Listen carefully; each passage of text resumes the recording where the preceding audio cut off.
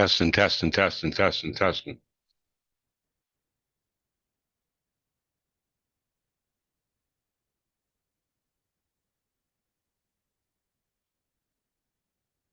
Hmm.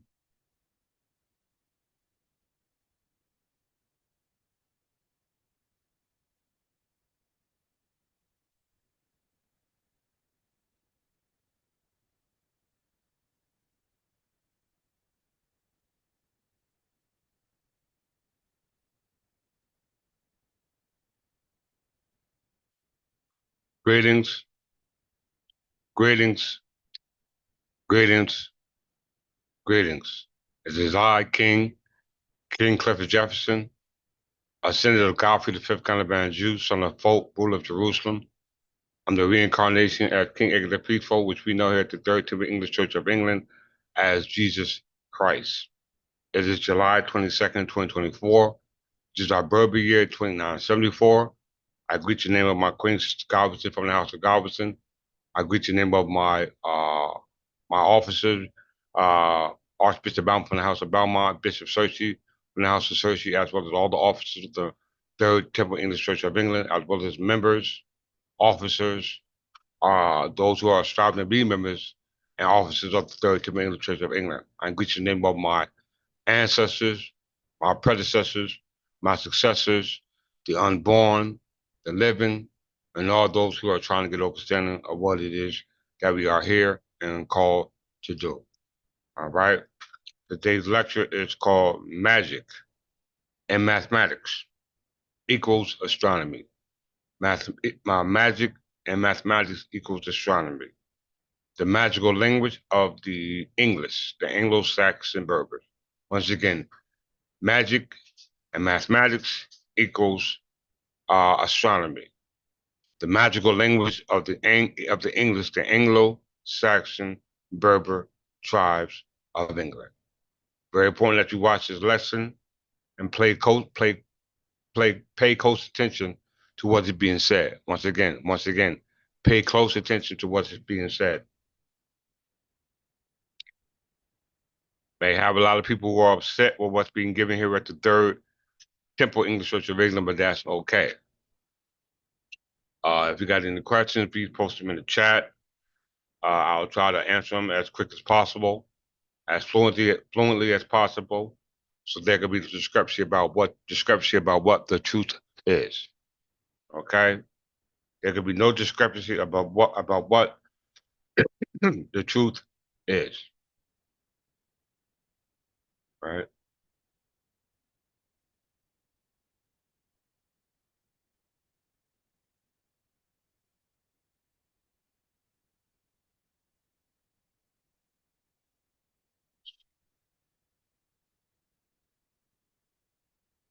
This video and this lecture is all about magic. Okay, magic, the magic language of the English. Okay, the magical language of the English. We know that the language of the English represents mathematics, all right, which equals astronomy. Very important to understand that because we and our ancestors existed before the heavens, okay?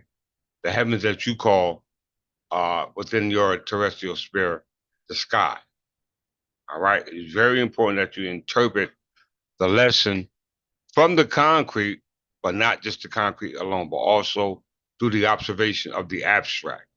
Okay, we talked about these terms all the time.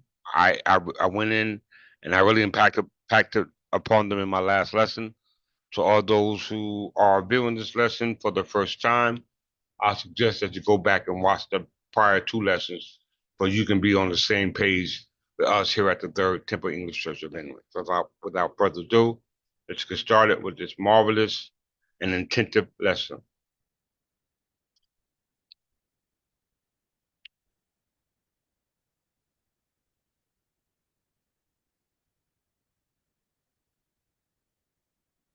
Got a lot of stuff to cover today, so hopefully I won't lose my train of thought. I had a busy weekend this weekend. I had my grandson as well as my two canines. They trouble.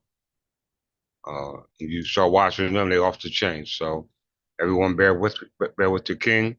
Well, hopefully I won't miss any important points.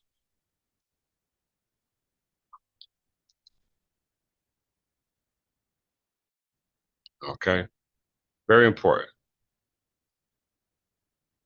Everybody who have access to computer, please go to your computer and look these things up. So we you won't it won't seem like we're just making up stuff. All right, because we get a lot of comments about we're saying a lot of false stuff about the Anglo-Saxon Berbers, but yet the persons who are making these remarks don't show any evidence that the remarks we make here at the Third Temple English Church are null and void.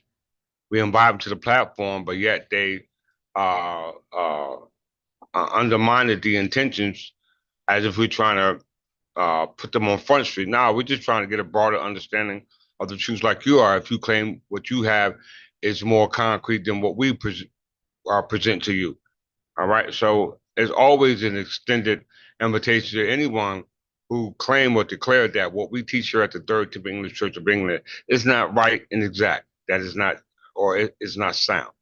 All right. We open the invitation. That's all of them. All right. All you platforms. All right. This is Brother Truth.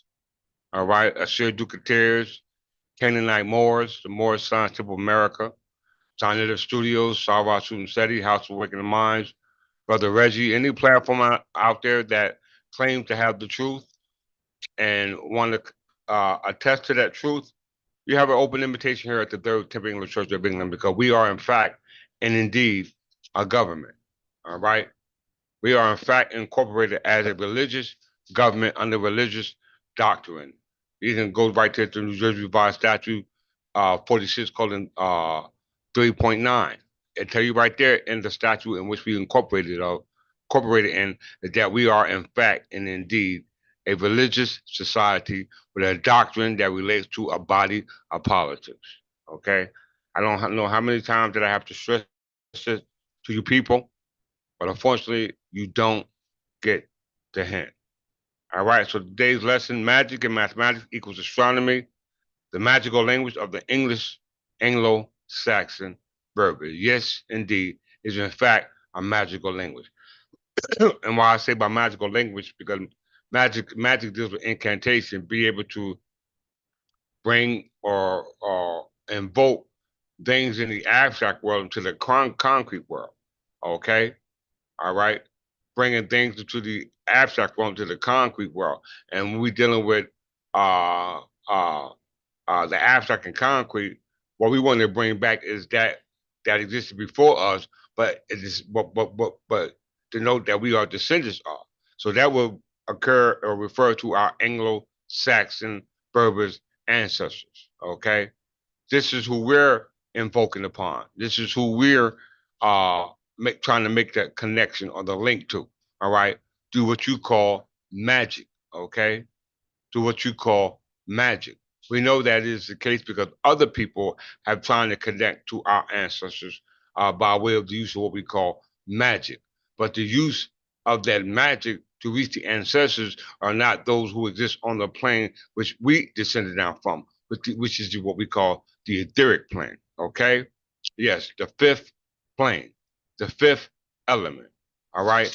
Not the element that you on this terrestrial spirit are used to, but the spirit that we're used to, which is called the astral spirit, okay? The astral plane, okay? And on that astral plane, we existed as what we call Ethereans, all right? Those who study the Renaissance magic were trying to understand the properties or the composition of ether, okay? Of ether. Let's get into this marvelous lecture, all right? Renaissance magic.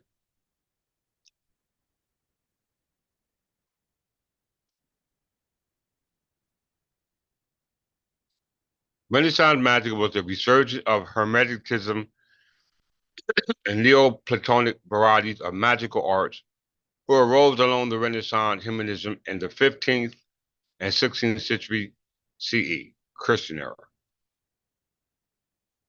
During the Renaissance period, magic and occult practice underwent significant changes that reflected shifts in the cultural, intellectual, and religious perspective. C.S. Lewis, in his work of English literature, highlighted the transformation in how magic was perceived and portrayed. In medieval stories, magic had a fantastical and fairy-like quality, while in the Renaissance, it became more complex and tied to the idea of a hidden knowledge that can be explored through books and rituals. Okay? Very important that you understand that about magic. Okay? About magic. Heinrich Cornelius Agrippa, a scholar, physician, and astrologer, popularized the Kabbalistic and Hermetic magic of Marcello Fincinio and Giovanni Pico della Mirandello. Agrippa's ideas of magic were revolutionary, and he faced persecution for his criticism of authorities and the ruling class. His work, De Occulta Philosophia, explored both benevolent and malevolent magic, but he rejected forbidding forms of sorcery. Similarly, Paracelsus, a Swiss physician and alchemist, combined medical practices with astrology. He introduced elemental beings and viewed the cosmos as interconnected, assigning spiritual significance to natural elements. All right, very important. Similarly, Paracelsus, a Swiss physician and alchemist, combined medical practice with astrology. Okay, we know mathematics means astrology. Okay, we know when you're dealing with astrology, mathematics, mathematics is the mathematical proof, which is the proposition which brings forth the premises and draws a conclusion. And we know that mathematical proof based off that premises is actually based on what we call abstract objects, okay, based off the process of abstraction, okay, breaking down a structure from the present world that we see and in lieu of the world that we don't see, okay. Very, very important. So when they make reference to magic, whether it's benevolent or malevolent magic, he rejected forbidden forms of sorcery, but he stated that he introduced an elemental being and viewed the cosmos as interconnected, assigning spiritual significance to natural elements. Okay? Basic understanding of what we call magic when you're coming from the time of the Renaissance. Okay? Nostradamus, a French astrologer and reputed scryer, meaning those who ever to see into the future, gained fame for allegedly predicting future events through his prophecies. His work contained cryptic verses and calendars, attracting both admirers and skeptics. Johann Weyer, a Dutch physician and disciple of Agrippa, advocated against the persecution of witches and argued that accusations of witchcraft were often based on the mental disturbance. John Dee, an English mathematician and occultist, explored alchemy, divination, and Hermetic philosophy. His collaboration with Edward Kelly resulted in a system of elaborate angelic communication and mystical teachings known as Enochian magic. Enochian magic. So John Dee and Edward Kelly created what they call the Enochian magic, which they assumed to be the magic, the language of the angels. Once again, the language of the angels, and the language of the angels, based upon the Enochian language, refer to those elemental beings. Those elemental beings. This was the type of magic or sorcery was done back in the Middle Ages, known as the time of the Renaissance. Okay?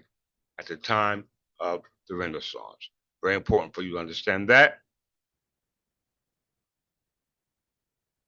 When you get time, but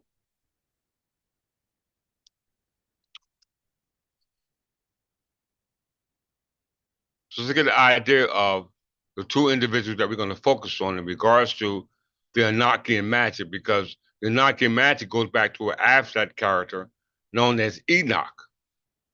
Okay? Known as Enoch in the Bible. Now, the word Enoch, dealing with the Anglo-Saxon language, which we know is magical, because based upon the magical qualities of the English language, we was able to transform something that was identified with being myth and folklore and make it coexist with us presently here in this day and time by way of incorporation of these magical or these mystical or these folklore terms that everybody used to create or accomplish or use what they call divine, what they call a divine language, okay? A divine language or a magical language to invoke things, okay? Very important to understand where I'm going with this, for you to be able to show that we are foreseen into our future. Okay, we are foreseen into our future through the use of the English language, which is the language of the Anglo-Saxon Berbers, which is based upon magic and mathematics, which equals astrology. Okay, John, John Dee knew it, Edward Kelly knew it, Nostradamus knew it, uh, and every other so-called person who claimed to have a knowledge of mathematics. All right, so very important. He introduced elemental beings and viewed the cosmos as interconnected, assigned spiritual significance to natural elements. Right.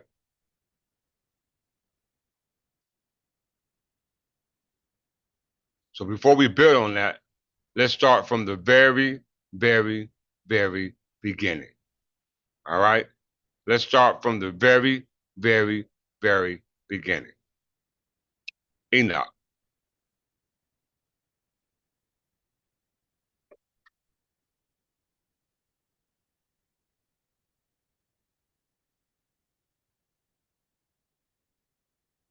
Hmm.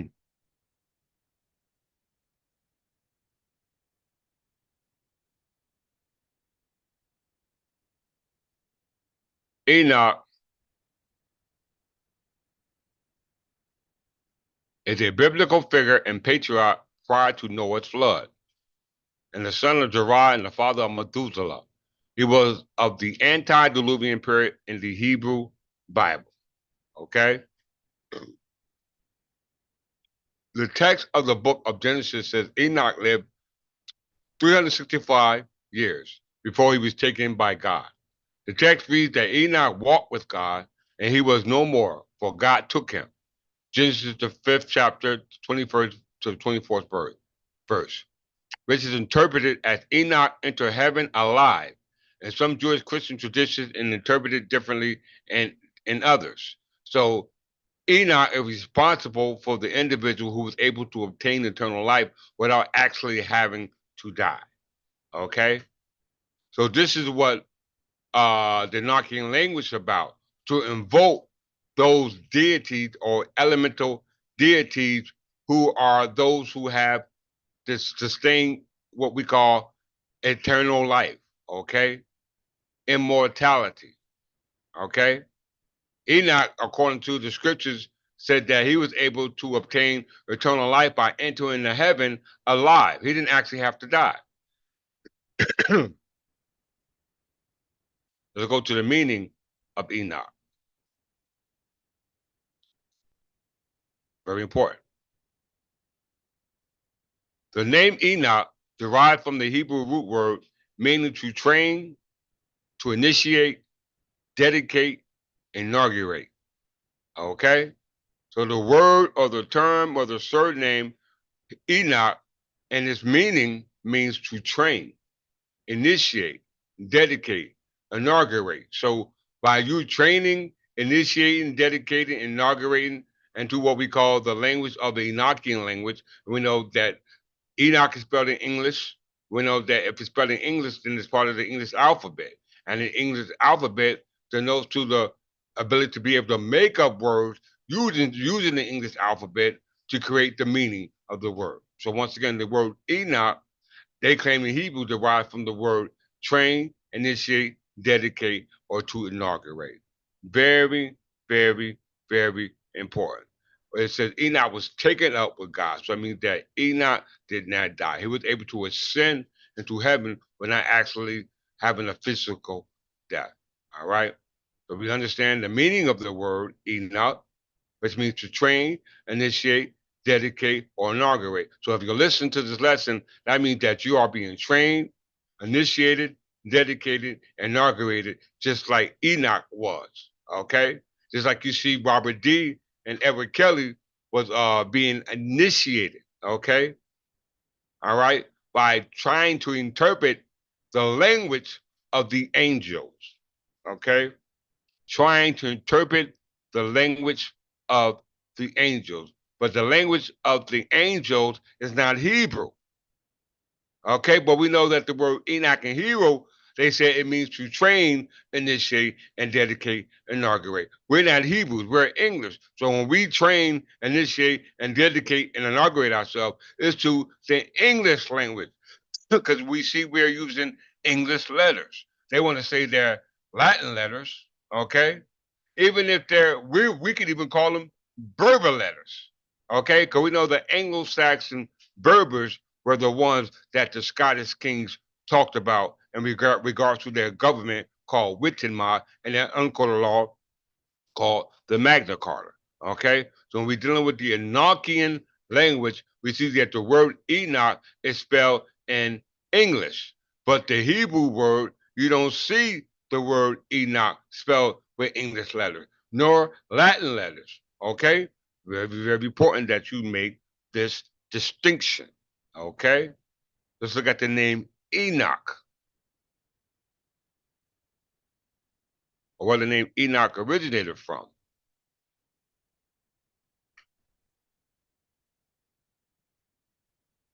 Enoch, history, family crest, and coats of arms. Early origins of Enoch family. The surname Enoch was first found in Hampshire, where they held their family seat as lords of the manor. The Saxon influence of English history diminished after the Battle of Hastings in 1066. The language of the court was French for the next 3 centuries, and a Norman ambience prevailed. But the Saxon surname survived, and the family name was first referred to in the year 1148 when Enoch was recorded in the taxable assets. Okay? He was a part of the Domesday. All right? He was part of Crown land. Very important to understand it was Crown property. So the early origin of the word Enoch, no matter how you spell it, comes from England. All right? We know that because of the English surname, all right, the English language using the English alphabet. Very important you make that connection, all right? Very important you make that connection. And it said the name come from Hampshire.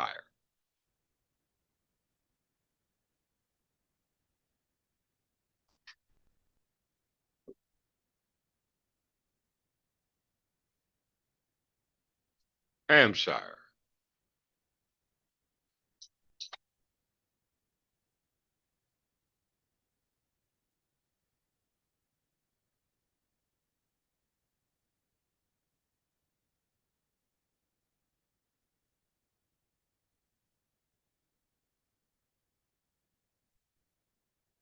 Don't fly again.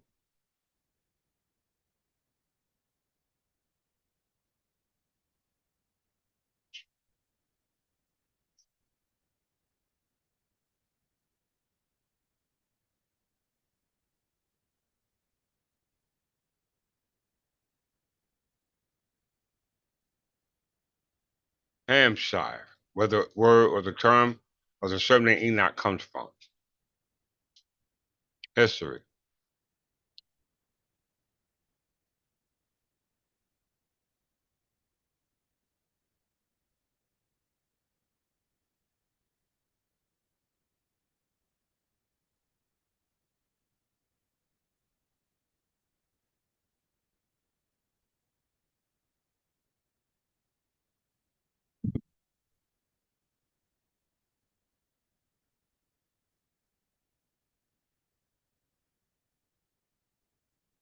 Okay. Wessex, with its capital at Winchester, gradually expanded westward in Brythonic, Dorset, and Somerset. A statue of Winchester celebrates the powerful King Alfred, who repulsed the Vikings, stabilized the region in the 9th century. A scholar as well as a soldier of the Anglo-Saxon Chronicles, a powerful tool in the development of the English identity was commissioned in his reign. King Alfred proclaimed himself King of England in 886 AD, but Aston of Wessex did not physically control the whole England until 927. This is on reference to the territory known as what we call Hampshire. The West Saxons moved south in the late 7th century and incorporated Hampshire into their kingdoms. Around this period, the administrative region of Hampshire seemed to appear. You hear that? It seemed to appear. The name was attested as the Hamwick and Hampshire in 755 AD and suggested that control over the settlement was the motivating factor for the establishment of the settlement. So we're talking about the surname Enoch originated in Hampshire. We know Hampshire is a territory that was ruled by the kings of Wessex. Okay, as we see here, very, very important.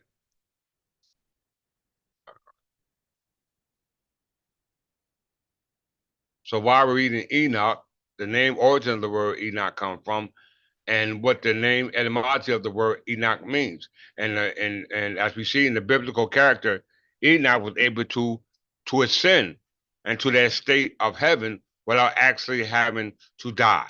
Okay, so those who understand uh, the purpose and intent of the Enochian language had or assumed to have the ability to be able or try to ascend to a plane that was something other than what we call the third dimensional plane. Okay, they were trying to ascend to a fourth dimensional plane, but they were calling on something that did not originate from the fourth dimensional plane. Okay, it's very important how we know. Let's go check out the methods that these so-called astrologers use to acquire divination. Okay, to acquire the ability to be able to call on elemental beings. Okay, to call on elemental beings. Very, very important because we understand that Enoch was able to ascend to heaven without dying based off the biblical story, and we know that Renaissance magic was based upon that which originated in the Middle Ages, not the Middle Ages, but in the 15th and 16th century. Okay, and we got authors that dealt with the topic of elemental beings, which is what we call. One second, y'all. This is don't fly getting on my nerves. Edward Kelly and Robert D.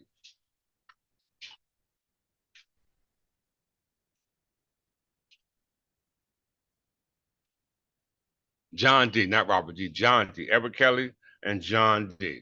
Very important.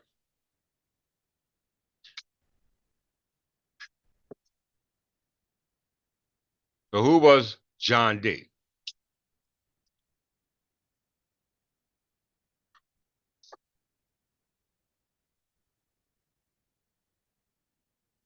John Dee was an English mathematician and astronomer, teacher, astrologer, occultist, and alchemist.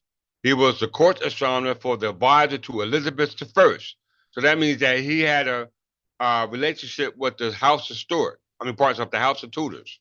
All right. The House of Tudors took the estate from the York and Lancaster branch, which were cadet branches of the Plantagenet crown. Okay. We know that the Plantagenet crown, the last ruler of that was Edward the First. All right. Edward the First was the father of Edward the Second, the father of Edward the Third. All right. We know all those were descendants of the Plantagenet crown by way of Godfrey the Fifth Caliban Jew, son of Folk, ruler of Jerusalem, where my surname descended down from. And here we have these so-called individuals known as John D. and Edward Kelly, who are mathematicians and astronomers based upon our science. Because we know mathematics means astronomy. All right, the study of the stars. Okay, and this is what they were using to call on elemental beings. Okay, elemental beings, beings that comprise of what we call the elements. All right, very important for you to understand that term or these terms to make the connection. All right. He was the court astronomer for and advisor to Elizabeth I and spent much of his time on alchemy, divination, and Hermetic philosophy. As an antiquarian, he has one of the largest libraries in England at the time. He's in England. As a political advisor, he advocated the foundation of the English colonies in the New World and formed a British New World to form a British Empire, a term he is credited with coining. Okay, so John Dee is credited with coining the British Empire, which was made up of not English colonies, but British colonies, because we didn't need no colonies, because we know colonies refer to immigrants migrating here and setting up shop. We know that prior to that, there were people already here who are heirs and the descendants of the Anglo-Saxon Berbers, because we know this is termed the Anglo spirit, and we know that the language that the Anglo people spoken in English period was called English. All right, it was called English, not Latin, but English. Okay, and the people who spoke that English were Berbers. Okay, not English, but Berbers. Why? Because we know that the first English freedom that year didn't come into William the Conqueror. Okay, so yes, the actual language of the English were Berber was is the Berber language, and the Berber language is English. Okay, yes, the Berber language is the English language, and they're using this science against us and trying to call on our ancestors when they're not able to do it because they did not descend from those people we calling our ancestors. Okay, very important for you to understand this comprehension.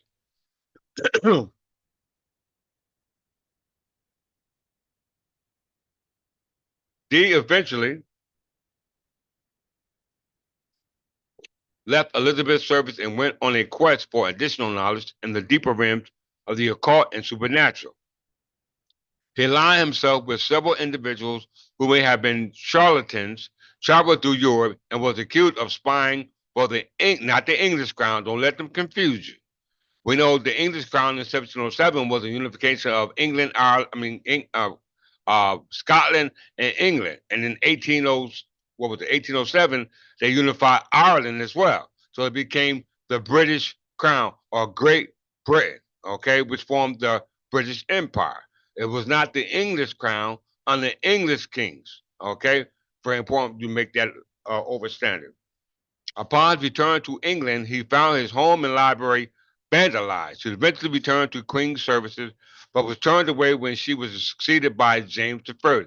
He died in poverty in London, and his gravesite is unknown. All right, and his gravesite are unknown. So we see that what's his name, John Dee, which was worked for Elizabeth I, who was the daughter of Henry VIII, who was the son of Henry VII, the founder of the House of Tudors, were the ones who were using the ancient magic language of English. The only thing they did was create a whole nother language, letters, all right, to take the place of the English alphabet, okay? No different than what the Latin people did. Took the English letters and act as if it was their own and act like English derived from that when we know that is a straight up lie. Because if you go back to, as we said, the Latin language and the English language, and they all got their or same or soon say they have they start from Latin, but we're gonna see that this is a total complete lie. Let's qualify this, everyone. So we looked at John Dee. All right, let's look at Edward Kelly first before we move on. I need you again, Boo. Put a minute. Edward Kelly. So Edward Kelly, or Kelly, also known as Edward Talbot, was an English Renaissance occultist and scribe. He is known for the workings with John Dee and his magical investigation. So they are investigating magic in the time of the Renaissance, and they're trying to communicate with angels. All right, they're trying to commute with angels. All right, we are the Anglo Saxon Berbers. We are those angels. Okay, we are not them. Let's prove it. Besides Professor's ability to see spirits or angels in a shoe stone or mirror, which John Dee so valued, Kelly also said that he possessed the secret of transmuting base metals into gold, the gold of alchemy, as well as the philosopher's stone itself. You hear that?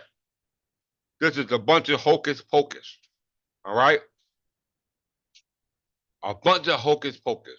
All right? John Dee nor Edward Kelly was able to be in contact with the gods. All right? No way. All right? Because they only study the classical elements: air, wind, fire, water. All these elements, all right, are composed to what we call space time. Okay? All these elements are composed to space time. All right, it's very important you understand that. We know space time is based upon, in mathematics, the universe. We know the universe contains everything in space time, as well as energy and matter that's in space time. So we're trying to see that Sir Edward Kelly and John Dee were so-called in contact with angels. We know there's benevolent angels and we know there's malevolent angels. What angels was John D. and Edward Kelly in contact with? Because you better be careful about who you call on, because you might be calling on what? The wrong thing. Right?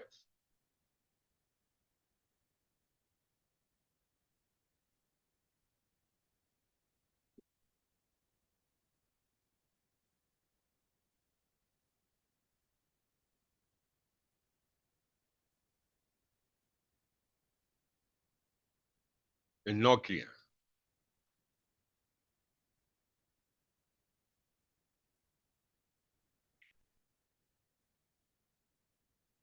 The Enochian language is an occult constructed language said by its originators to have been received from angels, recorded in a private journal of John D. and his colleague Edward Kelly in late 16th century.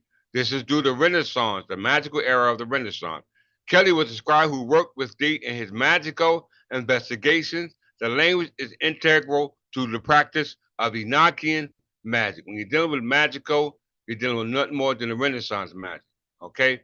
Very, very, very important you understand this and make this connection.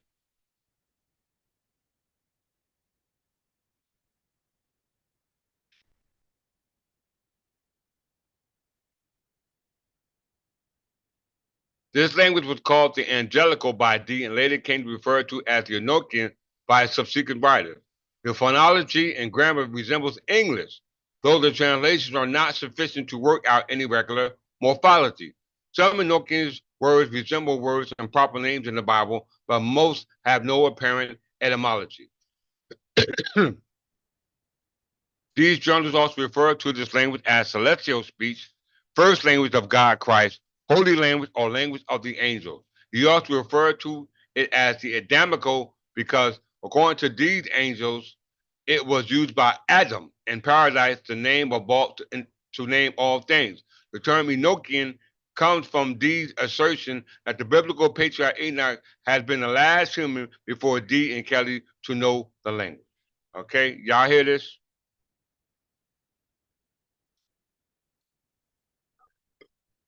So we see that the Enochian language was a language created by Edward Kelly and John D, called the first language of the angels. Okay? Very important, you must understand that.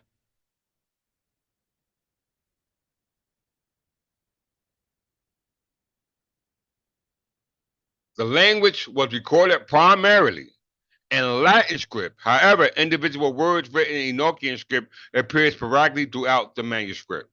There are 21 letters in the script. One letter appears with or without a diacritic dot. These map these letters of the Adamic alphabet onto 22 of the letters of the English alphabet, treating U and B as positional variants as was common at all times, and omitting the English letters J, K, and W. The Enochian script is written from right to left in John D's diary. So let's get a look at these letters, Enochian letters. They're not English letters. He created a whole type of letters that they claim originated from what we call the Latin script. They're trying to say English originated from the Latin script when that is a complete lie. Let's show you the Enochian script that they claim they use.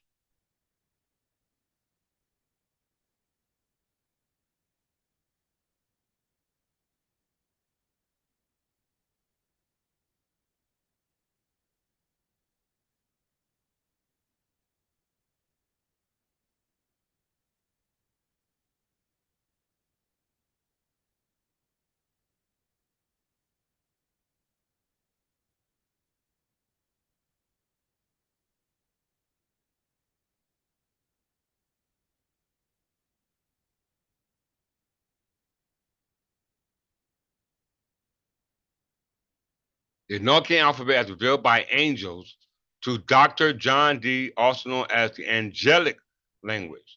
Okay? The angelic language. All right, so they're talking about they're calling angels. We know they got bad angels and good angels, malevolent and benevolent. Hold that thought.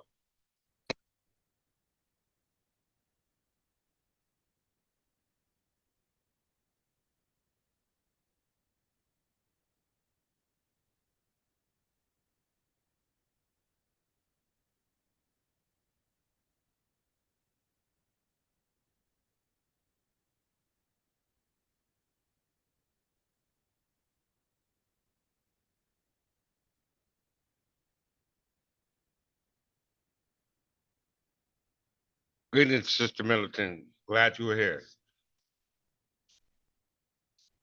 Thank you. You're going to love this one, Countess Middleton.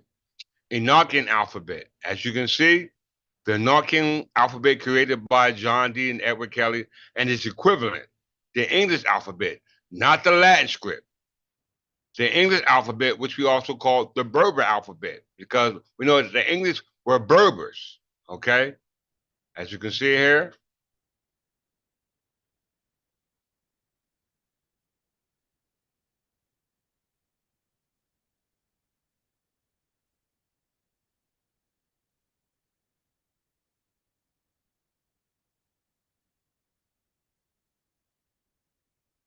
better stop letting them play with y'all. So this is the Enochian language that they claim was the language of the angels. Okay? The language of the angels. The Enochian alphabet first appeared during the 16th century due to Renaissance magic. The court astrologer and magician Dr. John D. 1527 to 1608 and his associate Sir Edward Kelly 1555 to 1597 claimed that the alphabet and the Enochian language was transmitted to them by angels and is written from right to left. Everybody see that, all right? They're trying to say this Enochian language originated from what they call the Latin script. Okay, it's written later from the Latin script. So let's take a look at these scripts real quick.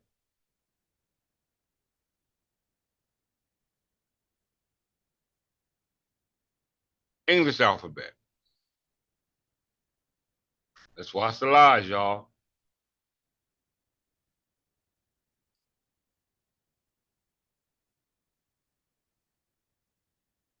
Modern English is written with Latin script alphabets, consists of 26 letters, with each having both uppercase and lowercase form. The word alphabet is a compound of alpha and beta, the first A and B, alpha, beta. So those Greek words for the English letters A and B. Okay, the name of the first two letters in Greek alphabet. Old English was the first written down using the Latin alphabet during the 7th century. All right, they're talking about 7th century AD. It's a complete lie. During the centuries that followed, various letters entered or fell out of use. By the 16th century, the present set of 26 letters had largely stabilized. I can't tell if you created a whole letters dealing with the Enochian language. All right, very, very important to understand the game that we're playing on, because they're trying to say that modern English or Old English originated from Latin alphabet, which or the old Latin letters. Okay, this is a complete lie. Okay, how we know it? Let's go to Latin. Latin alphabet.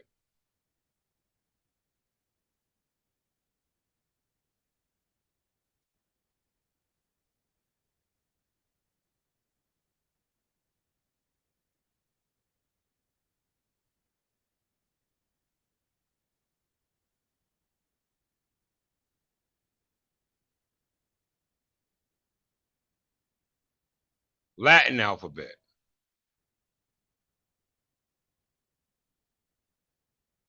The Latin alphabet, also known as the Roman alphabet, is a collection of letters originally used by the ancient Romans to write the Latin language. Did you hear that?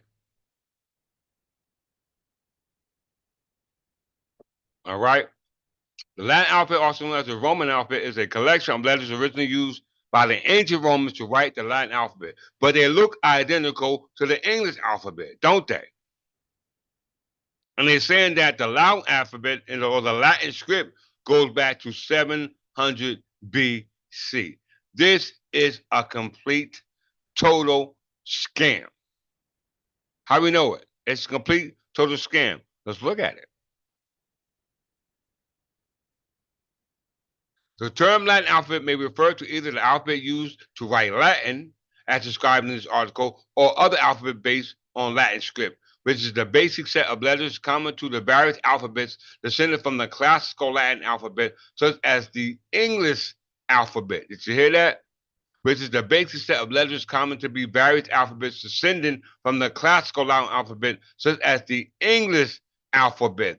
Very important for you to understand that, because let's go to what we call the Berber Latin alphabet. So they said that English alphabet originated from the Latin alphabet, but that is a complete lie. Let's look up the Berber Latin real quick.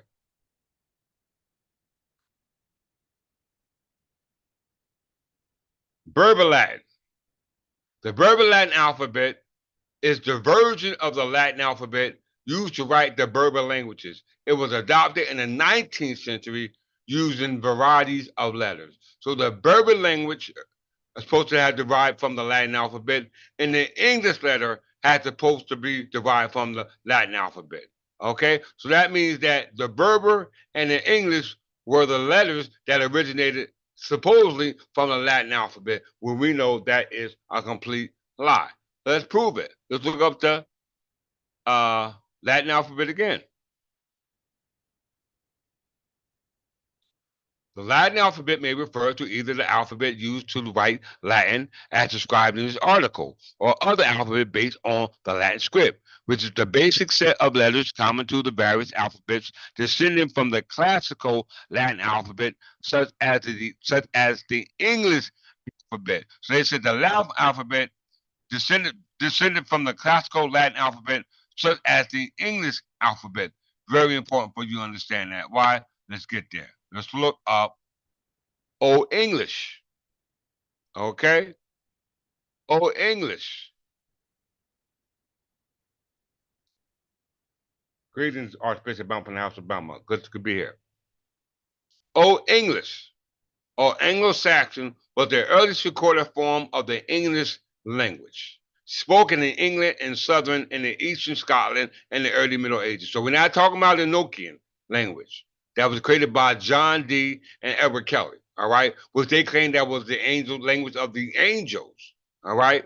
No, it wasn't the letters of the angels, all right. It was a letter of demons who are angels, but not the angels who are of God, okay. Very important for you to understand that.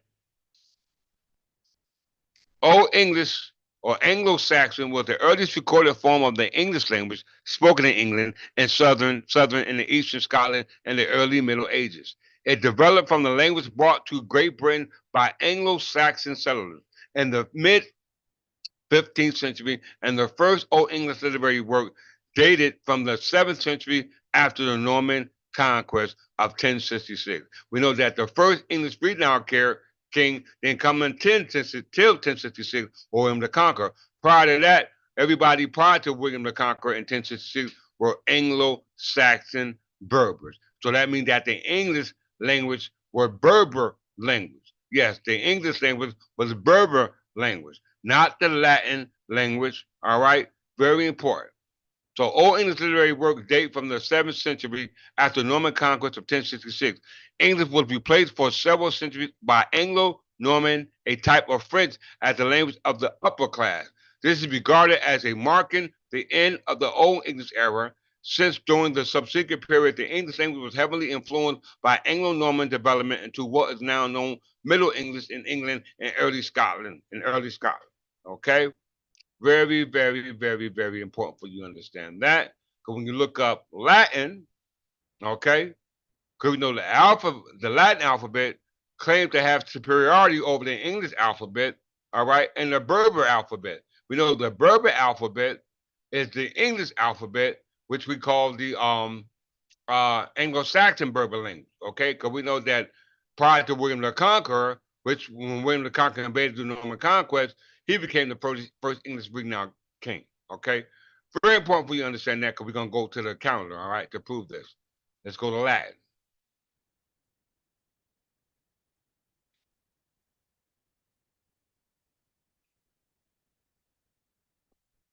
We know English derived from Old English and Latin derived from Old Latin, right? Very important. Because we're talking about the language of the gods. We're talking about the language of the elders who John Dee and Eric Kelly supposed to have been in contact with. Okay? Old Latin or Old Latin. The earliest known form of Latin is Old Latin, also called Archaic or Early Latin, which was spoken from the Roman kingdom, traditionally founded in 753 BC. Okay? Through the later part of the Roman Republic up to 75, BC. All right, from 753 to 75 BC, the kingdoms that are ruling at the particular time are Berber kings. All right, are Berber kings. Very important. From the 23rd to the 25th dynasty, these were Berber kings ruling. And the BC era, it means Berber calendar. All right? It also means before Christianity because the Anglo-Saxons were converted to Christianity by Pope Gregory I and Augustine of Canterbury, okay, to the Gregorian mission. You must understand these facts. So the early known forms of Latin in Old English called Archaic or Early Latin, which was spoken from the Roman kingdom, suggestively founded in 753 BC through the later part of the Roman Republic up to 75 BC, i.e. before the age of classical Latin. It is attested both in inscriptions and in some of the earliest extant Latin literary works, such as the comedies of Plautus and Terence. The Latin alphabet was devised by the Etruscans alphabet. All right. The writing later changed from what initially either a right to left or a bastrafizon script to what ultimately became a strictly left to right script. So we see that the old Latin script was created at the time of 753 BC. 753 BC. But the Anglo-Saxons are existing at that time, 753 BC. And not just Anglo-Saxon, but Anglo-Saxon Berbers. Anglo-Saxon Berbers. All right, let's prove it. Let's go to the actual calendar.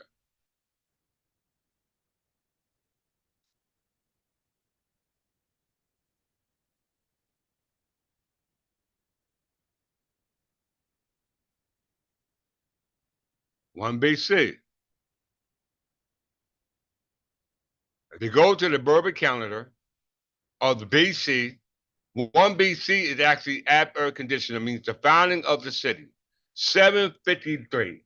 All right, 753. All right. Very important for you to understand that because you're still in BC. They didn't say 1 AD, it said 1 BC. So 753 app urban conditioner and 753 BC. Okay? Very important because this is also the same time the Latin calendar was said to be created. Okay? Right there.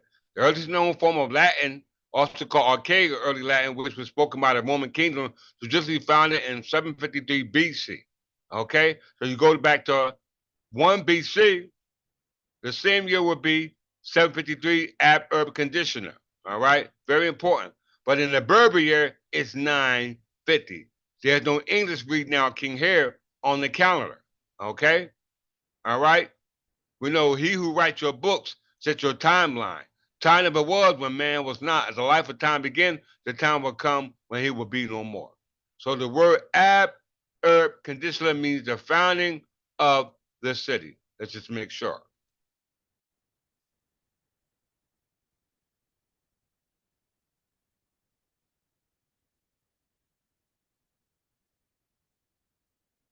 Ab urb condita.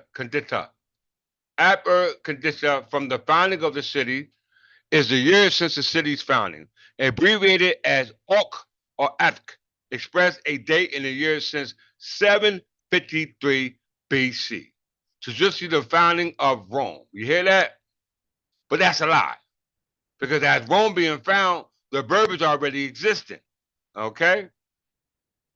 Expressed at the date in the year 753 BC, the traditional founding of Rome.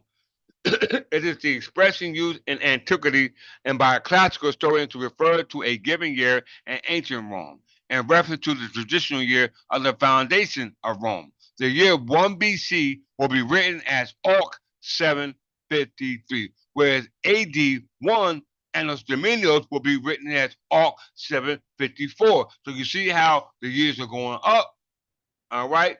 It's just who's telling the story.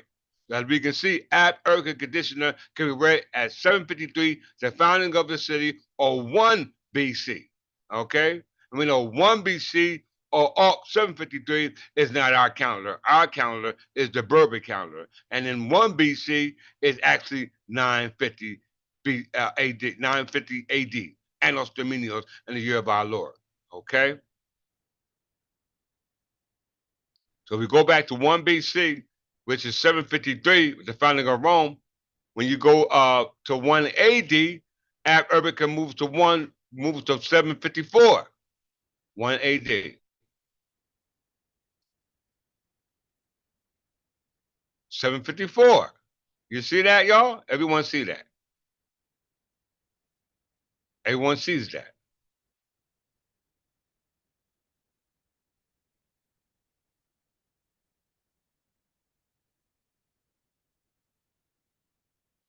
So,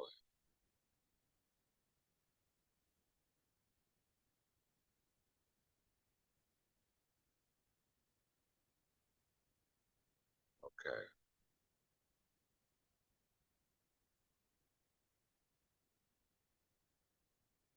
1 BC, AD 1.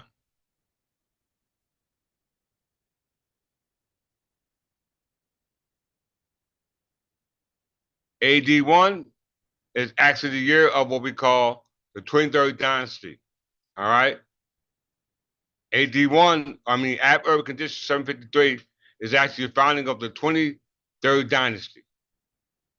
Okay, let's see if we can pull that up.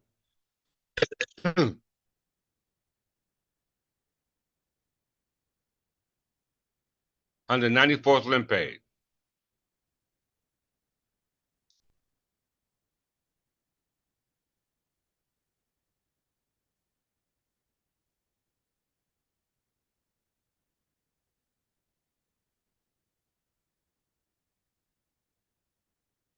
It usually be up here. I don't know where it went to. Hold on.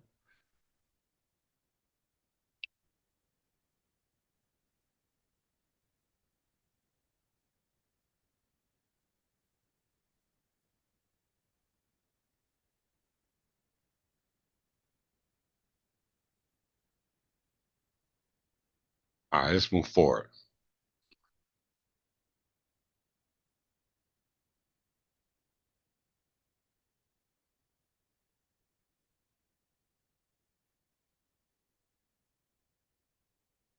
Okay. So it said the land calendar was said to originate from 753 BC to 75 BC. Okay. From 753 BC to 75 BC. Okay. In 753 BC, it's the 22nd dynasty of going back to of what we call Libyan Berbers. All right. I don't know why it's not showing up. It usually does show it. Let's see if we can pull that up for it.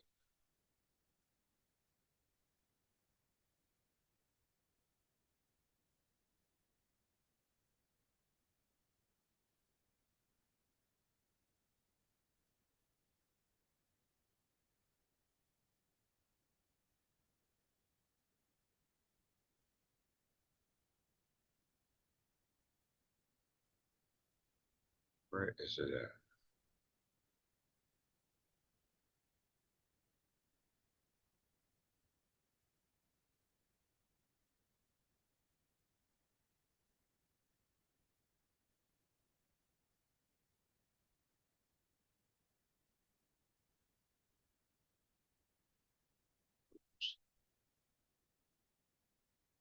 Bear with me, y'all.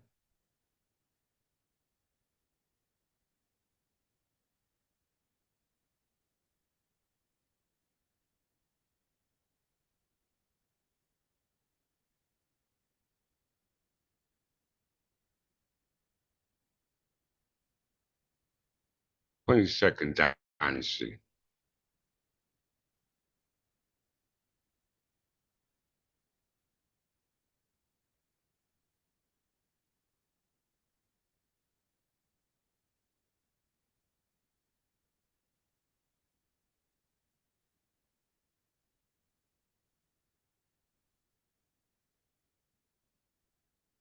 22nd dynasty.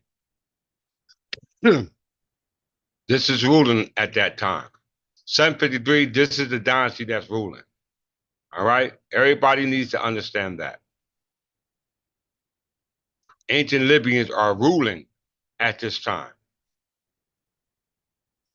All right? So in 753, Ab Herb Conditioner, which is actually in 1 BC in the Gregorian calendar, and the Berber calendar is actually the year 753, which is 22nd dynasty of what they call Egypt, or wrongfully called Egypt. It's not called Egypt.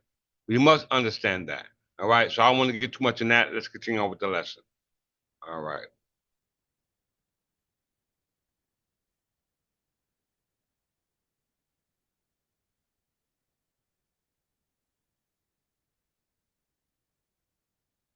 So we see that the English alphabet did not derive from the Latin alphabet. We know that the Berber language did not derive from the Latin alphabet. We know that the Latin alphabet did not originate till 753 BC. And we know in 753 BC, the Berbers were existing as the 22nd dynasty of what we call Mesnarid Egypt. These were the land of Libya.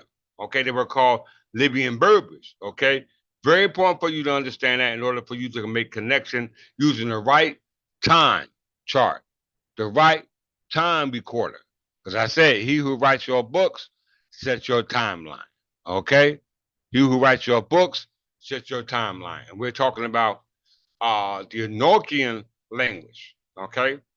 We're talking about the Enochian language. We know that the Enochian language, the language they claim was the language of the angels, were not our descendants. Okay? We're not Latin, nor did our ancestors speak Latin. We spoke English. That's a totally different, and the people are from Latin origin and English origin. We know Latin goes back to what we call Rome. All right. So let's look at the terminology of the word angel.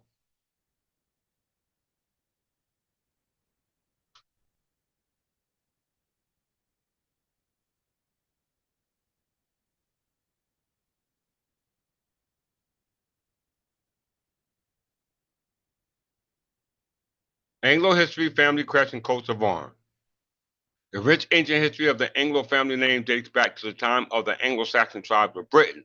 It's come from the Old English personal name angel, which derives from the Latin angelus or the Greek angelos, which means a messenger. The personal name also appears in feminine forms of Angela or Angelina.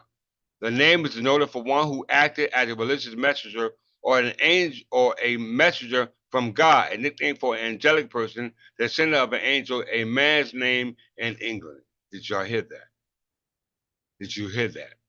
So the surname angel denotes to descendants of God who were called messengers, okay? Who were called messengers. And these were descendants of the Anglo-Saxon tribe for the word or the term angel, okay? We know that the ones who were trying to identify with the angels referred to as John D. Kelly are not the proper angels that you should be connected to. Why? Because we must understand that it's memory of who you are. This dog. If you don't get out of here, everybody bear with me.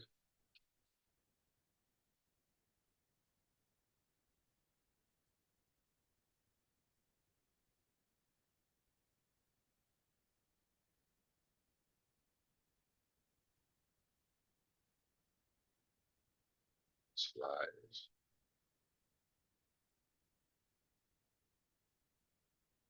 Fly on the wall again, y'all. Let's see. Let's see. So we understand what the word angel origin is England, German, and Italy. Okay? The origin of the name is common in Germany and Italy. We're not Germans nor are we Italian. We're from England. You know what I'm saying? We know we're English, Anglo-Saxon Berbers. Very important. Now let's check this out, y'all.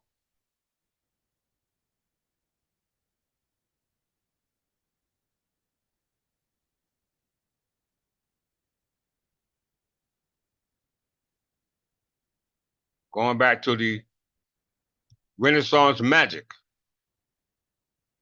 It said the Enochian language, as we see the script, originated from Latin, just like they said the Berber language, as well as the English language, originated from Latin. But we know that at the time of the originating of the Latin script, the Berber kingdom was already existing going back to 753 BC. Okay?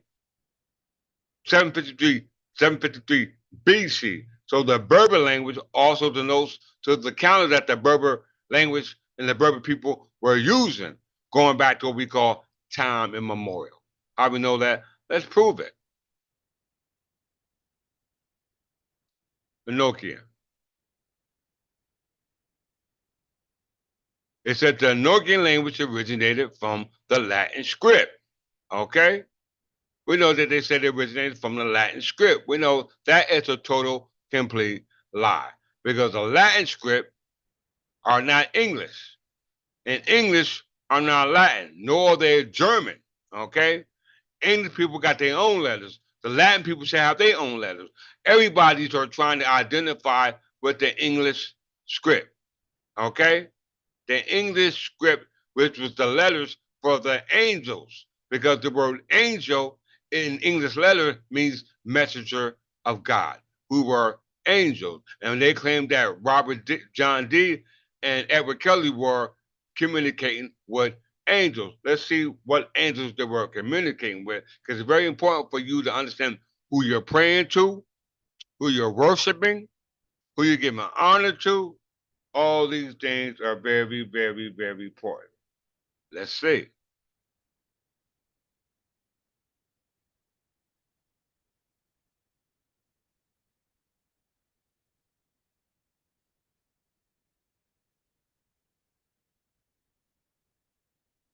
Renaissance magic.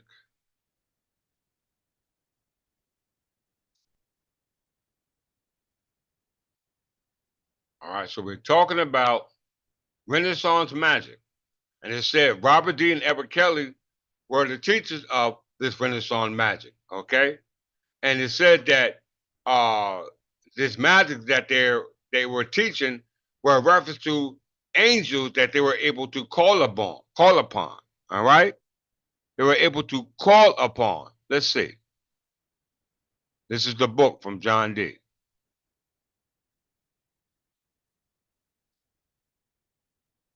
Everybody get this book.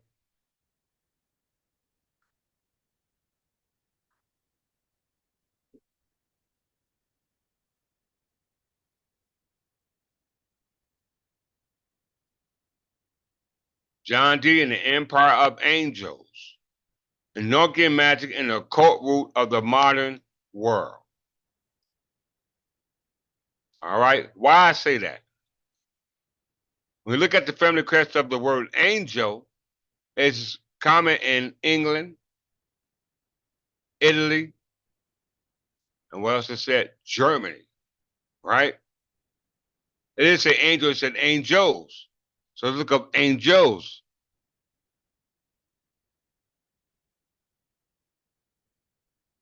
The name and the term is common in what we call Germany. So these were the ones that Robert D. and John D. and Edward Kelly were called upon. These angels, all right? These were the angels that Robert, John D., and Edward Kelly were called upon.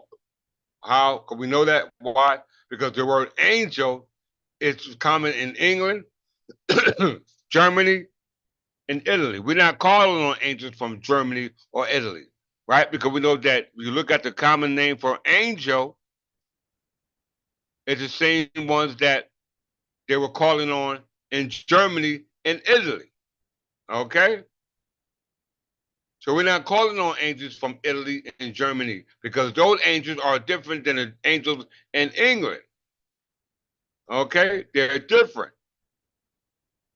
The angels in England were Anglo Saxon tribes of Britain, not tribes of Germany and not tribes of Italy. It's very, very, very important for you to understand that. All right? Very, very important to understand when you use name, phrases, terms, etc., to associate them with the right thing. All right? Why am I saying this? Let's see. It says that John D. And Edward Kelly was using Renaissance magic, right? Renaissance magic, and they were calling on elemental beings, on what they call elementals. Okay, very important. We're called elementals. What is a elemental?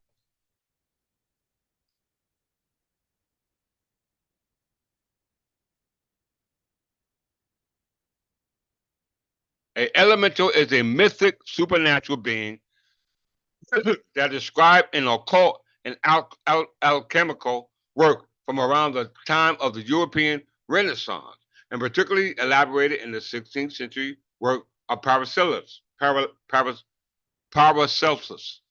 to the Paracelsus and his hive subsequent followers, there are four categories of elementals, which are gnomes, undines, sylphs, and salamanders. They correspond to the four epitoclean elements of antiquity: earth, water, air, and fire, respectively. The terms employed for being associated with alchemical elements vary by sources and glass. So the epitoclean elements are what we call classical elements, denoting to earth, water, air, and fire. So the elemental being that John Dee and Edward Kelly were called upon was based upon the classical elements of earth, water, air, and fire. Okay? So that means that the deities that they're called upon were made up of these elements or had to do with these elements. We're not using those deities that originated from these elements because these elements are subject to what we call time and space. Okay? Time and space are what we call space time, three-dimensional world. Okay? Not the fourth dimensional world, which is not subject to time and space. Okay, so that means that you must be careful about who you call on, because you might not call upon the right entity.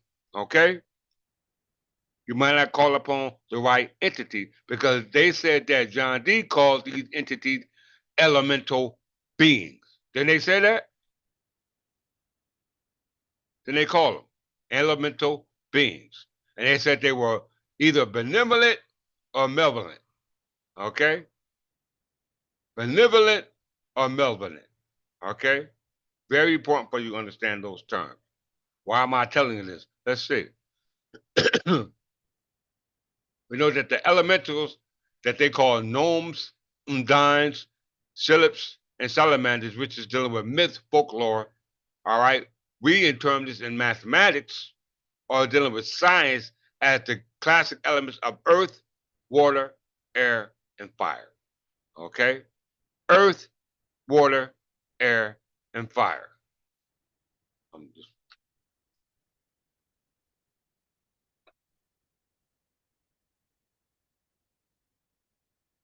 used to call classical elements. You all heard of them.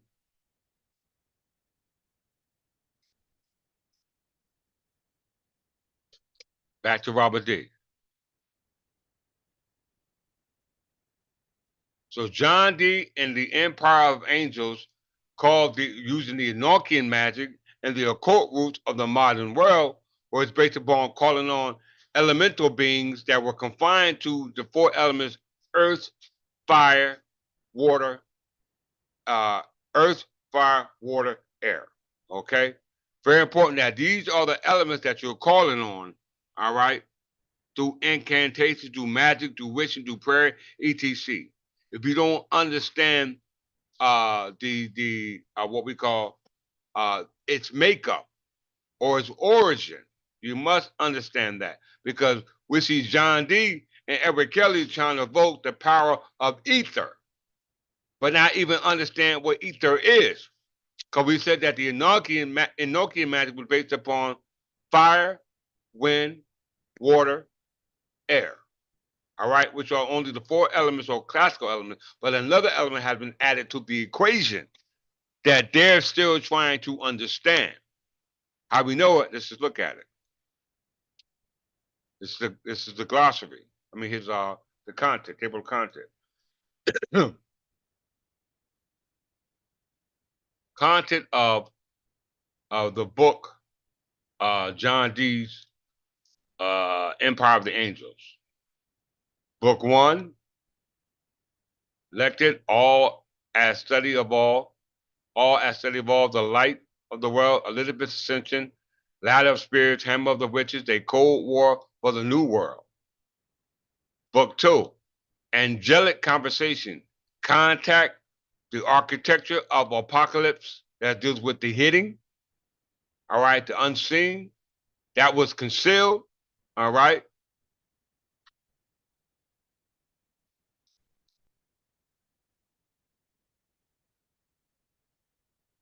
And therefore, behold the end, ethers in the watchtower. You hear that word? Ethers in the watchtower on a mission from God. I am the daughter of fortitude and ravish every hour.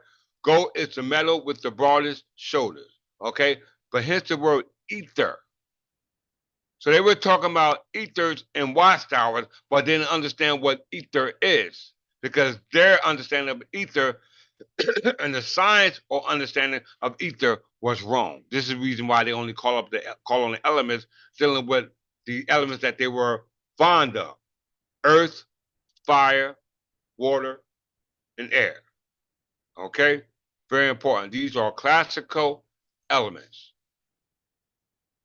earth, water, air, and fire. Let's get it, y'all.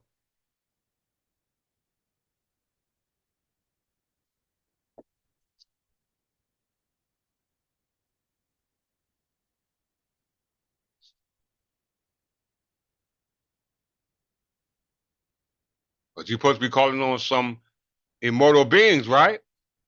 Okay, supposed to be calling on some elemental beings. Who are you calling on?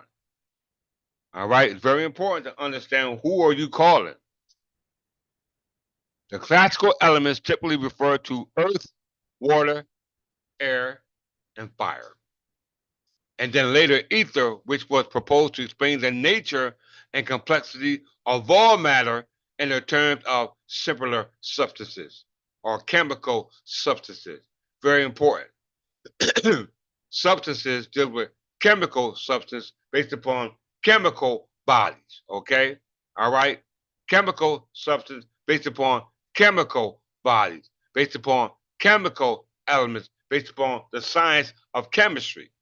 You must understand because the classical elements typically refer to earth, water, and air and fire. Ether was added to it later, which was proposed to explain the nature and complexity of all matter in terms of a single substance, because we know that matter takes up space. Okay? Matter, mass, density, volume takes up space. That's void. Because in order for you to put something there, they must have a place to put it, and that place must not have nothing already in there. So that means that it's called space. Okay? It's called space. Very important. The classical elements typically refer to earth, water, air, and fire, and later ether, which were proposed to explain the nature and complexity of all matter in the terms of a simpler substance. This is called chemical substance. Let's just look up chemical substance real quick.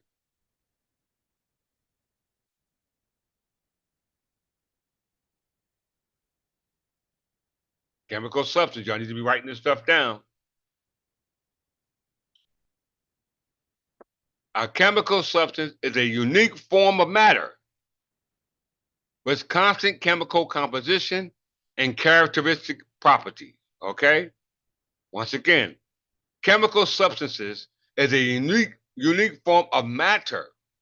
We know matter is volume, mass, and density with constant chemical composition. That means it has a form, all right? And within that form, it has certain properties, okay? Chemical substances may take the form of a single element or chemical compounds. You hear that? Or chemical compound. If two or more chemical substances can be combined without a chemical reaction or reactant, they may form by what we call a mixture. Okay?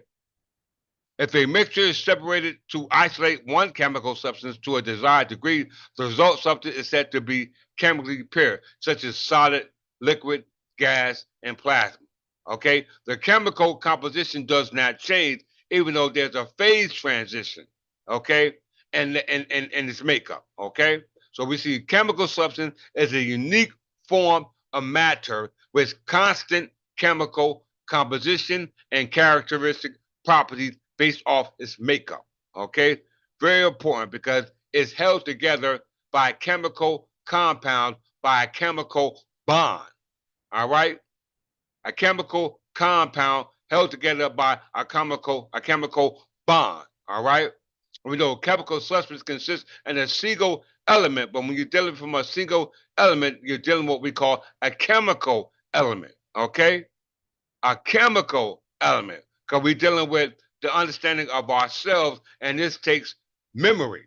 You must have memory of yourself. So let's go to engrams before we define chemical substance, before we can define chemical element, before we can define chemical reaction, we must define engrams. We're trying to talk to the angels, right? We're trying to talk to our ancestors. Edward John D. and Edward Kelly spoke to theirs, and their understanding of the elementals or the elemental beings that they were talking to was based upon the classical elements of earth, fire, air, and water. Okay, which is nothing more than elements. Okay, organic elements based upon what we call molecules. We know molecules are based upon its makeup, which is based upon atoms. Two more atoms create what they call molecules, which is what we call a molecular entity. A molecular entity. Very important to understand these terms. What is engrams?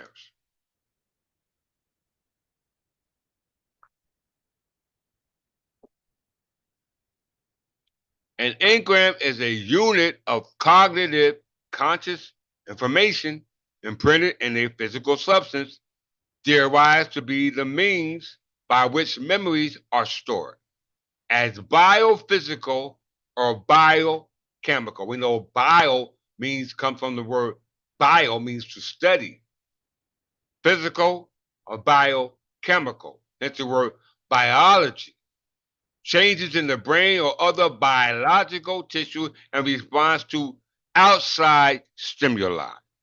So engrams are cognitive information imprinted in a physical substance, hence a chemical substance. All right.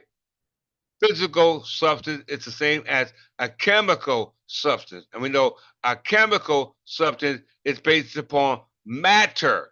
And we know a chemical substance based upon matter is called baryonic matter. Okay?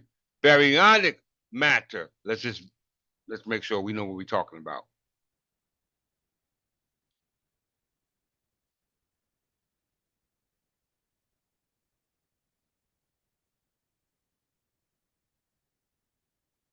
Chemical substance, because they're talking about information printed in a physical substance, right? This physical substance is called matter. It's called matter. Okay? A chemical substance is a unique form of matter with constant chemical composition and characteristics properties. That means there's a constant change in the composition. Chemical substances may take up the form of a single element or chemical compound. If two or more chemical substances can be combined without a chemical reaction, they may form a chemical mixture. If a mixture is separated to isolate one chemical substance to desired degree, whether it's hot or cold, the resulting substance is said to be chemically pure. Okay? They gave you an example of a chemical substance, all right? Not subject to a chemical reaction. They say chemical substance can exist in several different physical states or phases, such as solids, liquid, gases, or plasma without changing their chemical composition by a chemical reaction. Substance transition between these phases of matter in response to change in temperature or pressure. Some chemical substance can be combined or converted into new substance by means of a chemical reaction, and this is called inert force, inert energy. All right. Very important for you to understand this terminology. Okay? So back to engrams.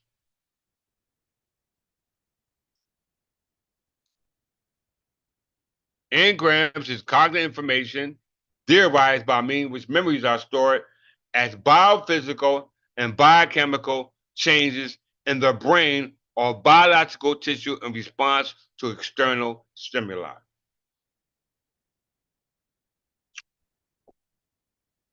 What is biophysical or biochemical? Is it biophysical or biochemical? Biochemical is the same as bio molecular. Okay, biochemical is the same as the term is biomolecular.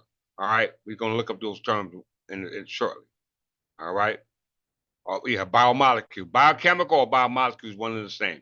So it says that memories are stored on a biophysical and biochemical plane. That biochemical and biophysical plane is the biological tissue, which responds to external stimuli. This is called the physical body or the physical object. Yes, the body is an object, or the body is a object or body. The human body is a human object. Okay, drop the human and just identify by its composition, which is nothing more than a body or an object composed of elements. Okay, on a biochemical or biomolecular level. It's very important that you understand it from this degree, because this is when you really truly see yourself, not externally based upon stimuli, but internally based upon stimuli. Okay, once again, not externally, but internally. We know externally is from the outside, and internally is from the inside. Okay, seeing yourself from the inside, very important. Watch where I go with this. So memories are biophysical and biochemical changes, phases, transition in the brain or other biological tissue, responding from an external stimuli. The external stimuli or stimulation results from what? That electrical signal. Electrical signal caused the external stimuli, which resulted from the stimuli or stimulus, which resulted from the translation of that electrical message. Okay? Electricity, energy. Very important. Hold that thought.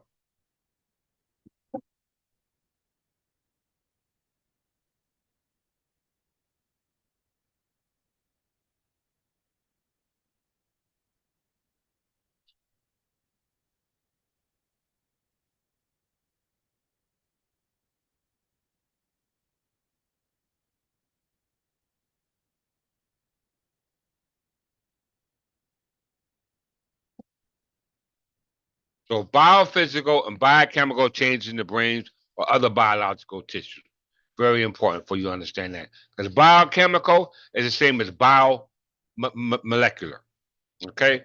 Biochemical is the same as biomolecular. And we know biochemical or biomolecular is the only way to interpret the memories that are stored in your biophysical cells. Okay? It's the only way to understand that, and that's through what we call melanin. Okay? That's what we call melanin. Because what is melanin?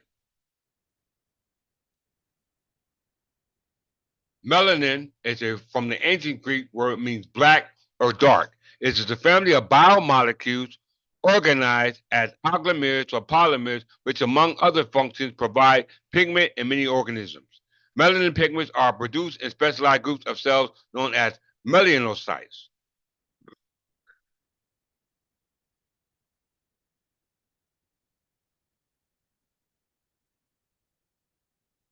In human skin, melanogenesis is initiated by exposure to UV radiation, causing the skin to darken.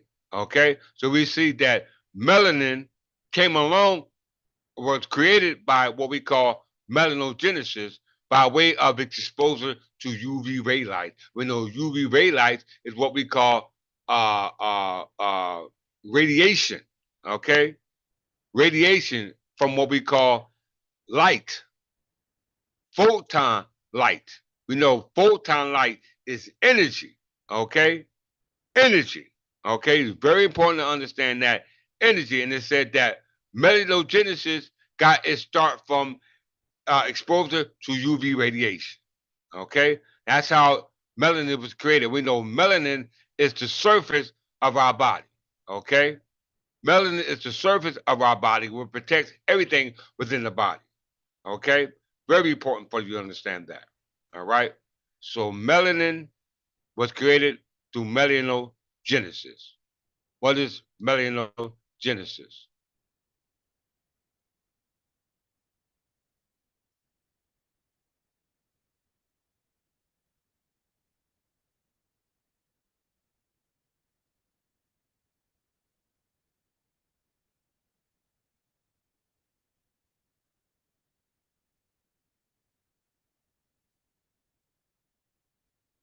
Melanocytes are melanin-produced neural crest-derived cells located in the bottom layer of the stratum basale of the skin epidermis, the mid-layer of the eyes, the uvea, the inner ear, vaginal epithelium, Menning's bones, heart, found in many mammals and birds. Melanin is a dark pigment primarily responsible for skin color. Once synthesized, melanin is contained in special organelles called melanosomes, which can be transported to nearby keratinocytes to induce pigmentation. Thus, darker skin tones have more melanosomes present than lighter skin tones. Functionally, melanin serves as a protection against UV radiation. Melanocytes also have a role in the immune system. So we see melanin protects against UV radiation, but it also came along with the creation of melanin called melanogenesis. You know, genesis means the beginning. All right? Very simple. And we know within that melanin, is based upon engrams because we know the biological tissue, which is called the skin, is where the melanin was created. And we know that all the information that are stored according to the memory is stored on a biophysical and biochemical level.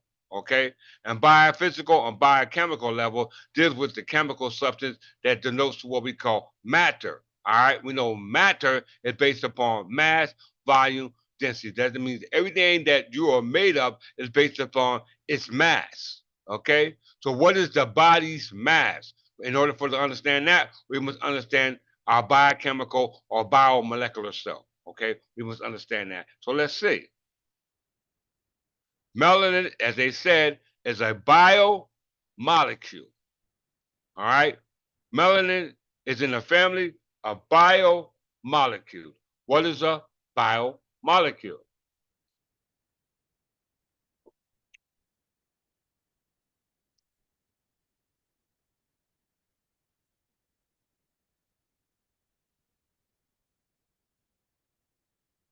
A biomolecule or biological molecule is loosely defined as a molecule produced by a living organism and essential to one or more types of biological processes. Biomolecules include large macromolecules such as protein, carbohydrates, lipids, and nucleic acids, as well as small molecules such as vitamins and hormones. A more general name for this class of material is biological material. Okay, so a biomolecule is called biological material, a biological, what we call substance. All right, as we can see here, biology and its subfields of biochemistry and molecular biology study biomolecules and their reactions. Most biomolecules are organic compounds, and just four elements oxygen, carbon, hydrogen, and nitrogen make up 96% of the human body's mass. But many other elements, such as the various biometals, are also present in small amounts. Okay? So we understand that the elements, all right, that the body's made of, which is 96% of the body's mass, is oxygen, carbon, hydrogen, and nitrogen. Okay? This is a biomolecule, but melanin is also a biomolecule. All right? Just like elements, oxygen, carbon, hydrogen, and nitrogen. Okay? It's very important to understand because this is your organic makeup. Okay? This is your organic makeup, and there's memories stored in your organic makeup. All right? Very important. And this is what John D. and Edward Kelly call the elementals. Okay? Because we know the elements are oxygen, carbon, hydrogen, nitrogen. Okay? Very important, which are subject to what we call chemical elements. These are called chemical elements, contrast to the classical elements: air, fire, wind, air, fire, water, air. Okay? Those are classical elements.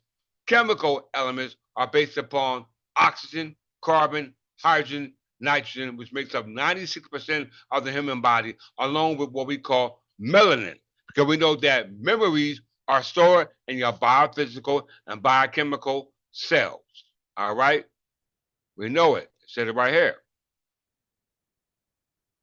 Engrams is a unit of cognitive information printed in the physical substance, derived to be the means of which memories are stored, as biophysical or biochemical changes in the brains or other biological tissue in response to external stimuli.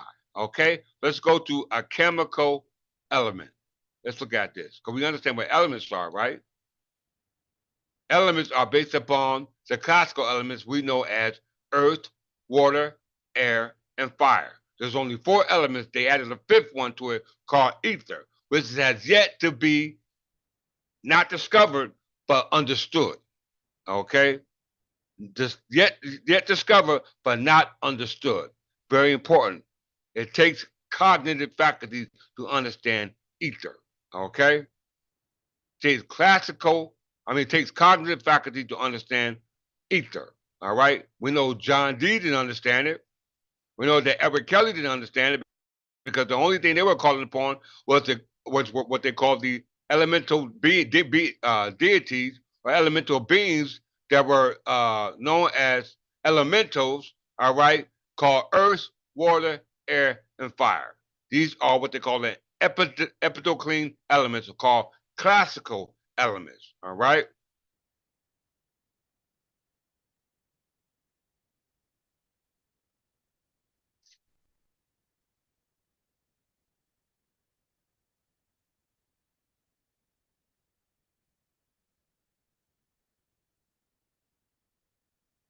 Okay, so let's go to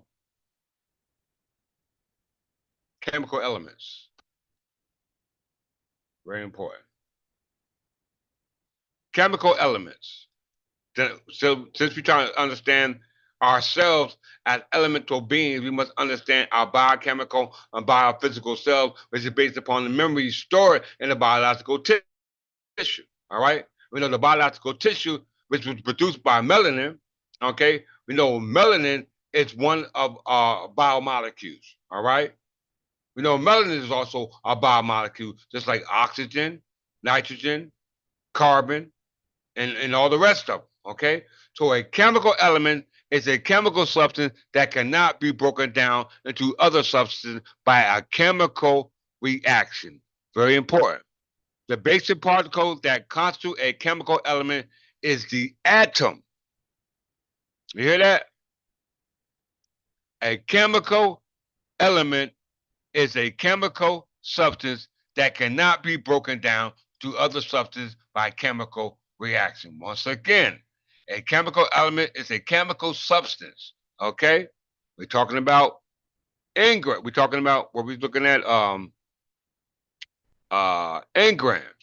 All right. It says that engrams, that memory was stored and what it said, engram was stored in biophysical and biochemical what's that, biochemical and biophysical. Let's just read. I don't want to guess.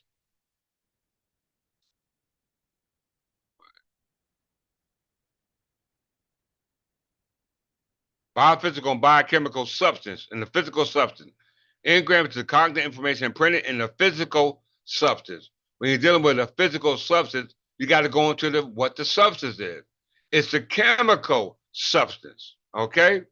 It is the chemical substance where the memories were stored. and biophysical and biochemical properties. All right, very important. And we know that the only way you can understand that memory is by understanding the biological tissue. And the biological tissue is the tissue created by melanin that protects the internal cell. Okay, it protects everything that's going on based upon what we call quantum mechanics. Okay, so quantum mechanics that's going on within you. All right, it's very important because the quantum mechanics maintains what we call the molecular entity. Quantum mechanics maintains the molecular entity. And we know the molecular entity is based upon the composition of the amalgamated atoms. Okay, the amalgamated atoms, which is based upon the chemical elements. All right. We know chemical substance is a unique form of matter with constant chemical composition and characteristics properties. Chemical substance may take the form of a single element or a chemical compound. That means that they become molecular, meaning that they are formed to create other objects based upon their makeup, amount of um, uh, uh, what they call atoms and protons that they have determines the mass and volume and density that the substance has. Okay, so we see that chemical substance is based upon the chemical elements. What is the chemical elements? Let's look that up. A chemical element is a chemical substance that cannot be broken down into other substances by chemical reaction. The basic particle that constitutes a chemical element is a atom. Okay? It's a atom or ion. The basic particle that constitutes a chemical element is an atom. All right? Elements are identified by the number of protons in their nucleus, known as elements of the atomic level, all right, or atomic number. The atomic number of an atom is number 8, okay? Very important for you to understand that because we're talking about the chemical elements based upon its chemical substance. Chemical elements is the chemical substance. You know that engrams are memories stored in the physical substance by way of biophysical and biochemical information stored in the biological tissue. All right? In the biological tissue.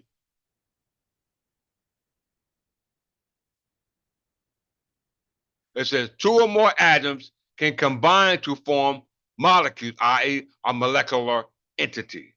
Chemical compounds, molecules made up by atoms of different elements, while mixtures contain atoms of different elements not necessarily combined as molecules.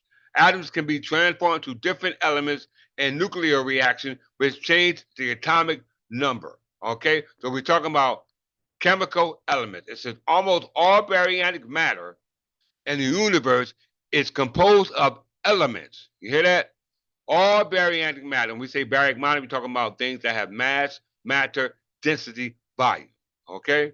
Almost all baryonic matter in the universe is composed of elements, among rare exceptions, neutron stars.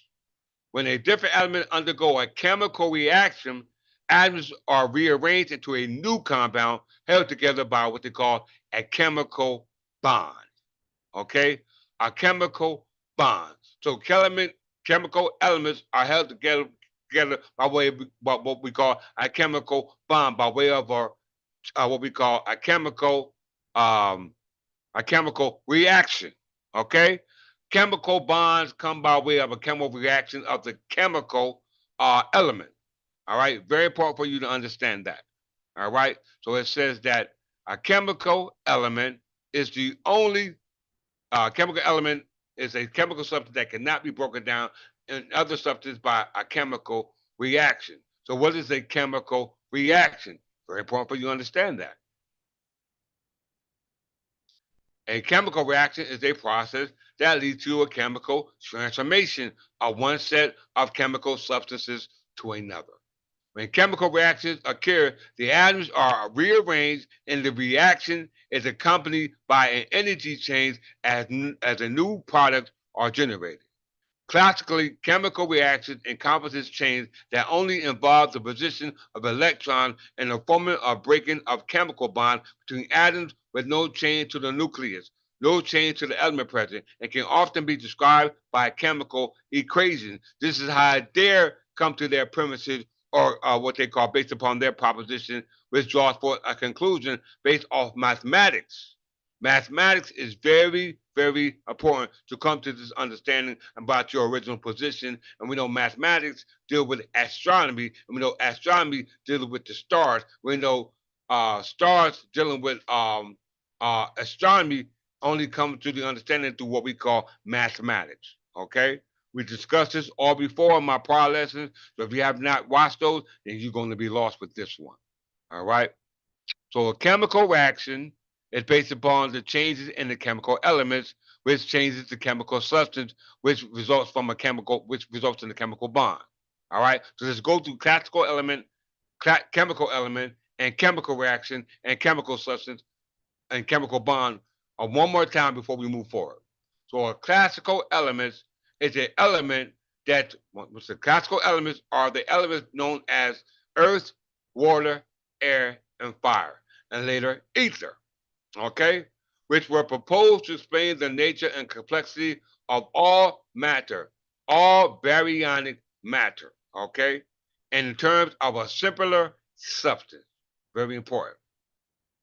All right. It says here, ancient cultures of Greece, Mongolia, Tibet, India, and Mali had similar lists, which sometimes referred in local languages to air as wind and ether as space. So they call in the fifth element space, not the four classical elements that were called on by John D. and Edward Kelly, based upon their understanding of the classical elements, which they know as earth, water, air, and fire.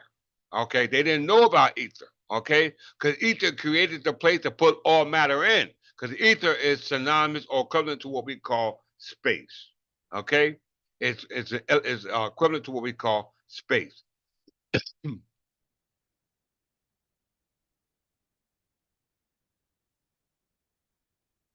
Classical element. Once again, let's just go this again. We know what classical elements are. We know what a chemical element is. Okay. We know a chemical element is a chemical substance that cannot be broken down based upon a chemical reaction. Okay. A chemical element is a chemical substance that cannot be broken down into other substances by a chemical reaction. We know chemical reaction causes a change in its composition. Okay. Chemical elements is a chemical substance that cannot be broken down into other substances by a chemical reaction. What is a chemical reaction? A chemical reaction is a process that leads to chemical changes or transformation of one set of chemical substance to another.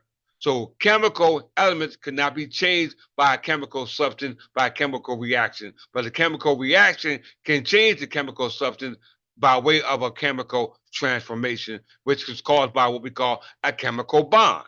All right? It causes a chemical bond. Let's read it in its full context. A chemical reaction is a process that leads to a chemical transformation of one set of chemical substance to another. When chemical reactions occur, the atoms are rearranged, and the reaction of the atoms is accompanied by energy changes as a new product are generated. A new product is generated. Classical chemical reactions encompass changes that only involve the position of electrons in the forming or breaking of a chemical bond between atoms with no change in the nucleus. So the chemical bond is a result of a breaking in the chemical reaction.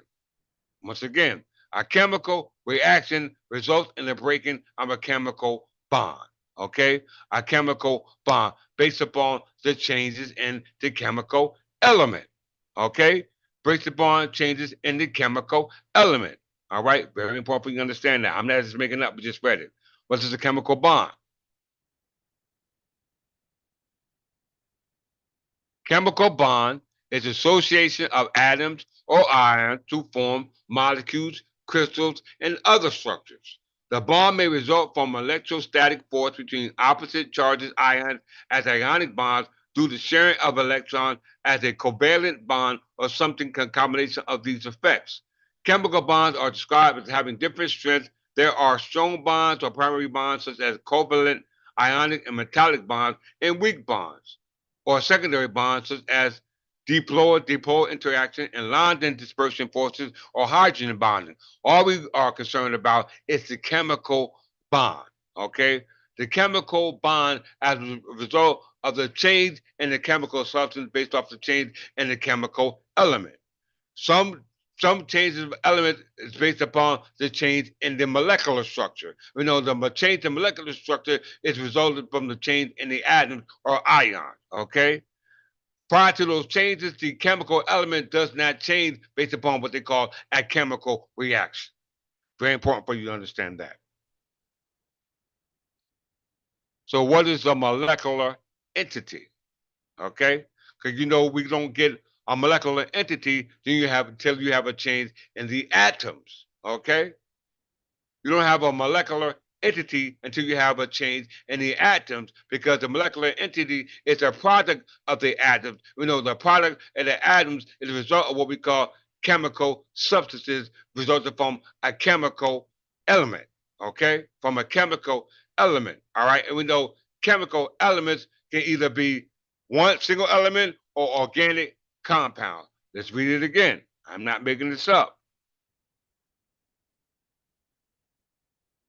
A chemical substance is a unique form of matter with constant chemical composition and characteristics or properties. Chemical substance may take the form of a single element or a chemical compound. Once again, a single element or a chemical compound. A single element, you're talking about a molecular entity. Okay? Let's just look at it.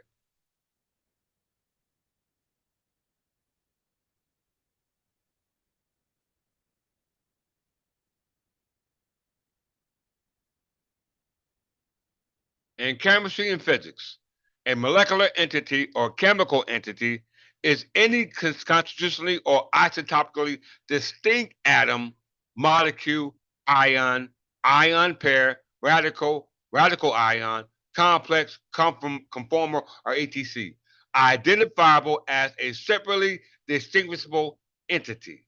A molecular entity is a singular entity irrespective of its nature, used to concisely express any type of chemical particle that can exemplify some process.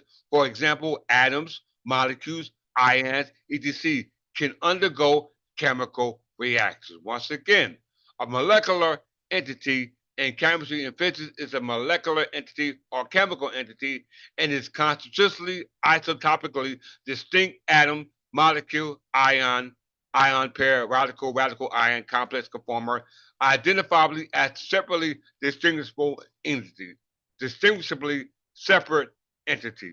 Very important for you to understand that because we go back into what we call chemical element. Okay? Chemical element. A chemical element is a chemical substance that cannot be broken down into other substances by chemical reaction because there is no change. Okay? There is no change in this organic compound or its properties.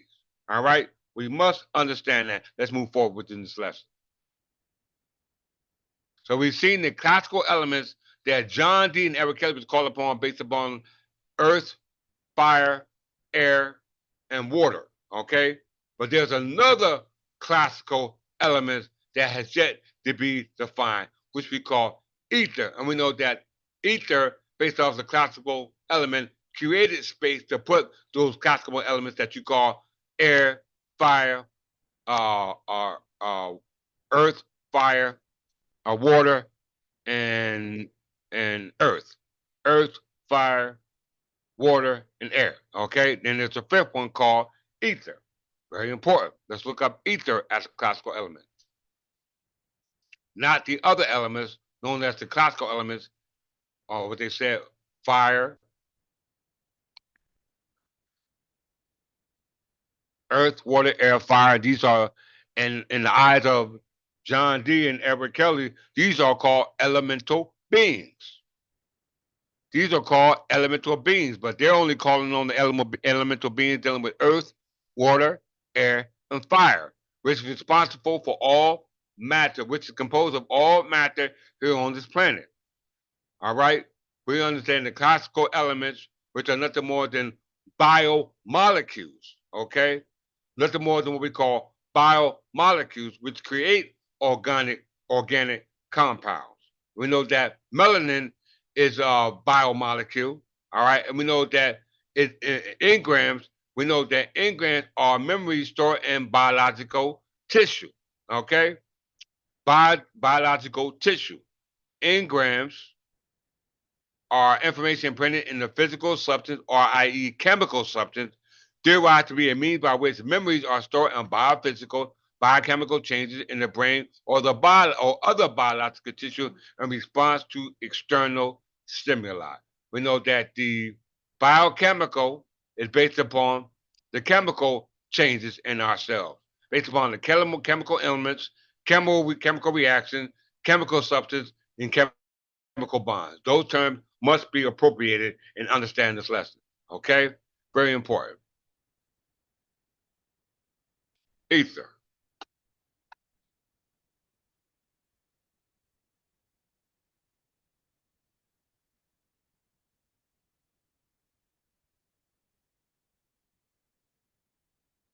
We see ether, according to the ancient medieval sciences, also known as the fifth element or quintessence, is the material that fills the region of the universe beyond the terrestrial sphere. Okay? The concept of ether was used in several theories to explain several natural phenomena, such as the propagation of light and gravity. In the late 19th century, physics postulated that ether permeated space, providing a medium through which light could travel in a vacuum. Okay? So light, we know, is energy. We know light is energy. We know light, photon light, is massless particles. All right? We know that vacuum is void, empty of space, so that that light can travel through what we call a medium. Okay? And it said in order for that light to travel through that medium, the space, which is the medium for light to travel through, must be created, and that's created by what we call ether. And ether permeates that space, which is another classical element outside of the four we already know of, which is air, water, fire, and earth. Okay? So we're not calling on the classical elements earth, fire, air, and water, which John D. and Edward Kelly called upon as the elemental beings. We're calling on the etheric being because the etheric being created the space for those elemental beings to exist, okay? Such as air, water, earth, and fire. Okay? Very important for you to understand that.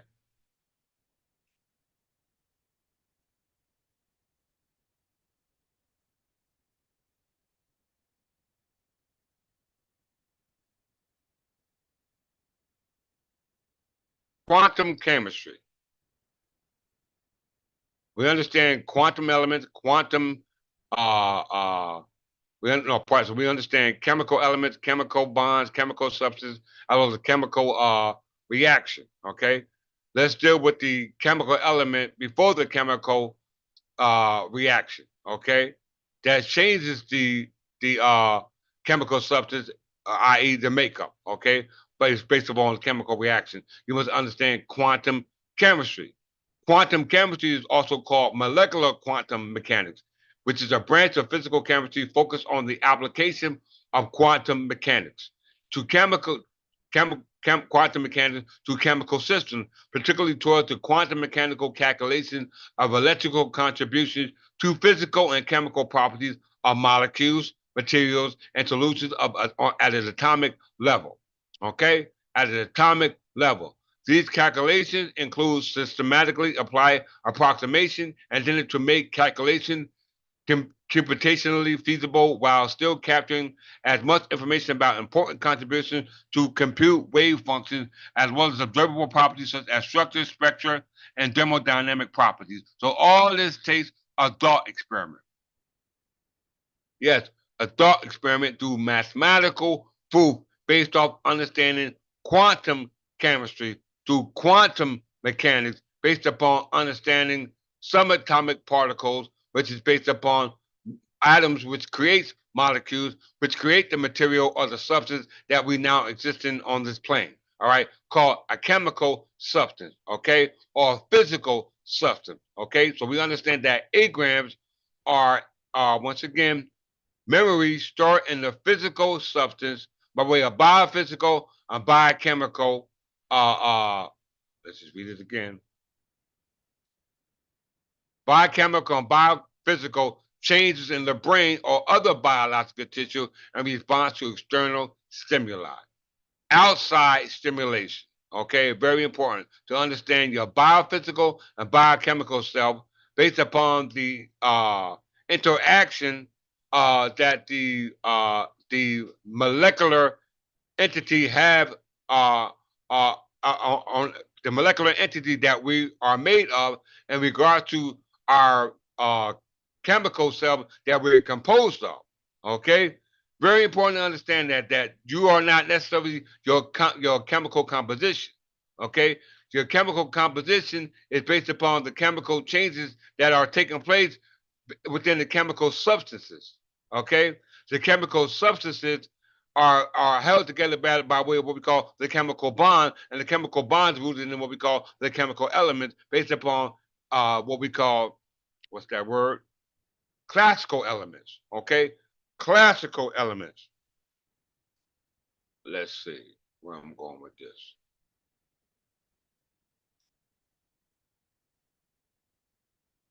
All right, mathematics.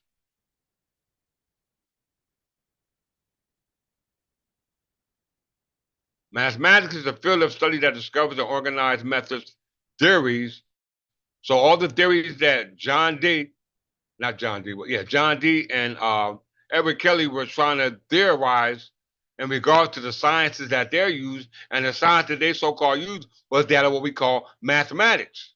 Okay, but the mathematical science that they used to come to their theories was based upon the classical elements of what we call earth, fire, water, and air. Not the fifth element, what we call ether, because we know the fifth element was the science of understanding that which exists before the elements of earth, fire, air, and water. Earth, fire, air, and water. We must understand what exists before that, because all that is subject to what we call space-time. Okay, all that is subject to space-time, and we know mathematics uh, involves things that are not subject to what we call space-time, or what we call things that are concrete. All right, so let's look at the word or the term object before we define mathematics. Okay, what is an object?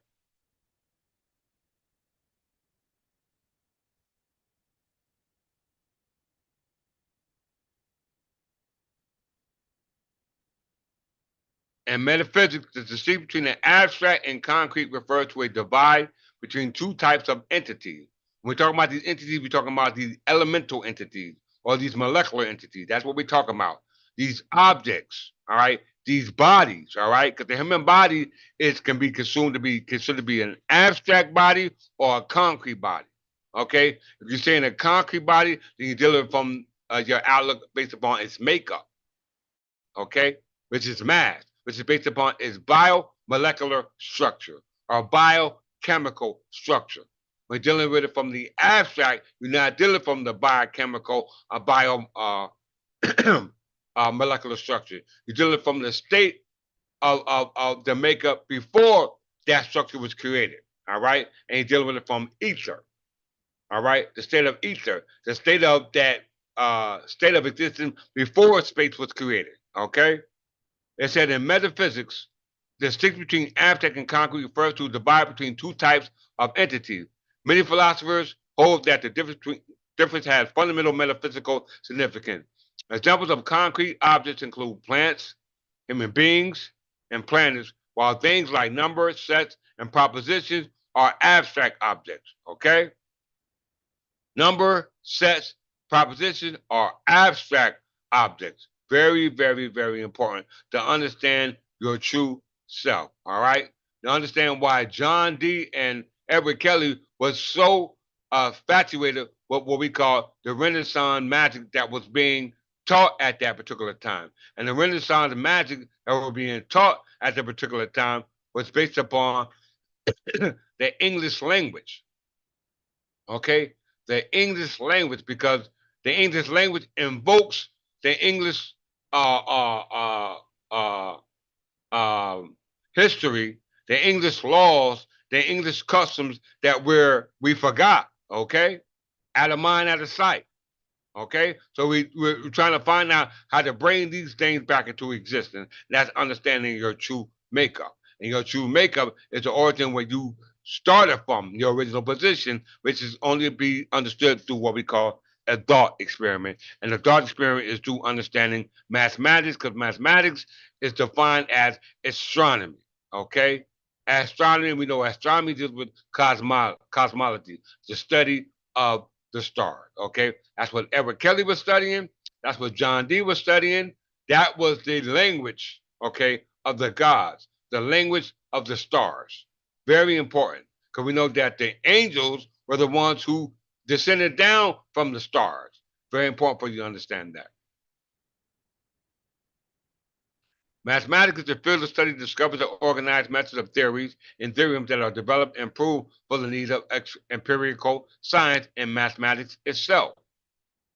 There are many areas of mathematics that include number theory, the study of numbers, algebra, the study of formulas related to structures, geometry, the study of shapes, spaces that contain them, the analysis, the study of continuous changes, and the set theory presently used as the foundation for all mathematics.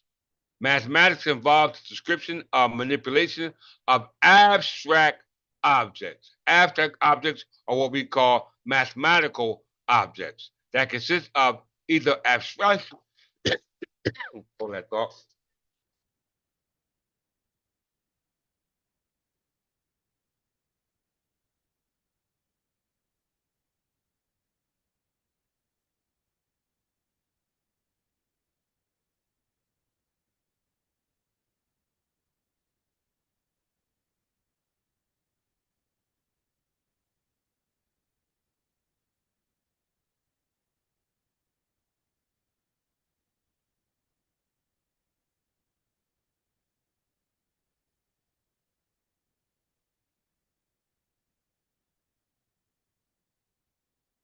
So mathematics involves the description of manipulation of abstract objects, which are mathematical objects that consist of either abstraction from nature or in modern physics, purely abstract entities that are stipulated to have certain properties called axioms.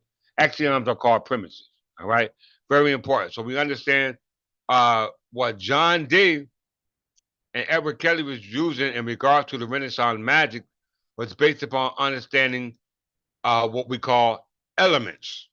Okay, understanding the elements, and we know the elements that they're trying to stand are those confined to what we call this earth, such as earth, fire, water, air.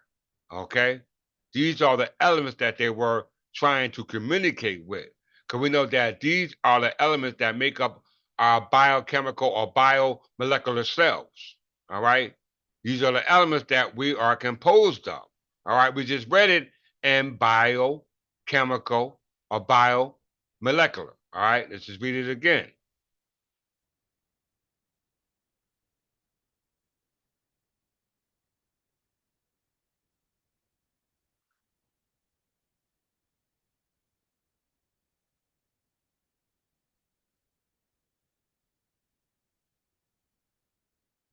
Biology, right here, very important. As John Dee and Edward Kelly was calling on elemental beings, all right, elemental beings, as they said, were based upon the four elements, all right, air, water, fire, and earth. Okay, that's what they were called upon. Okay, so it says biology is a subfield of biochemistry and molecular biology studies of biomolecules and their reaction, i.e., chemical reaction. Okay? Chemical reaction. Most biomolecules are organic compounds and just four elements. All right? Oxygen, carbon, hydrogen, and nitrogen make up 96% of the human body's mass.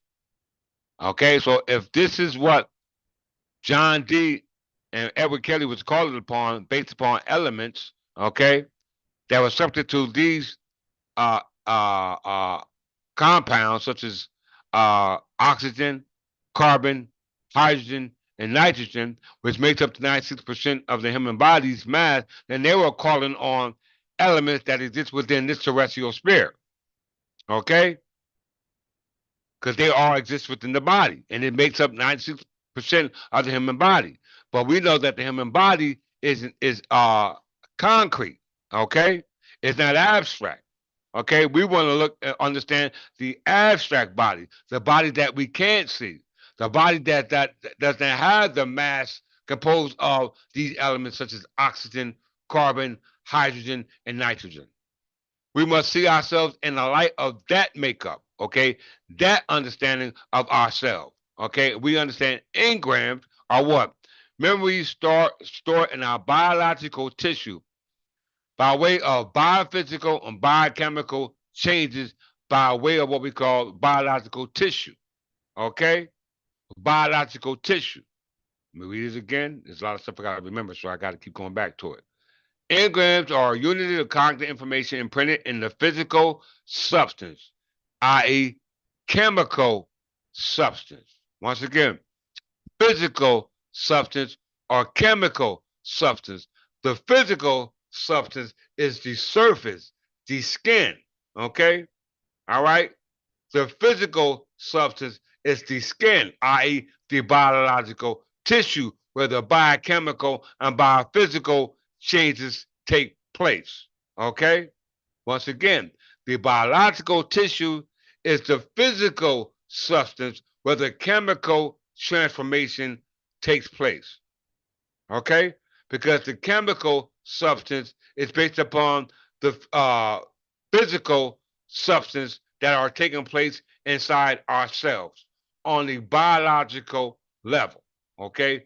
Very important for you to understand that. So engrams are printed in the physical substance called chemical substances, and the chemical substance are based upon the chemical elements that makes it up. Okay? We understand that the biological structure of ourselves is called a physical body or what we call a physical object, which we see from our external self is nothing more than human beings as well as plants, planets, all right? Not like things that are number sets and propositions because this is based upon mathematics, okay? Mathematical proof, because mathematical proof is a mathematical statement that brings forth a proposition where your premise is based upon which draws forth your conclusion. And all that is based upon studying space time, everything that exists within your space and time.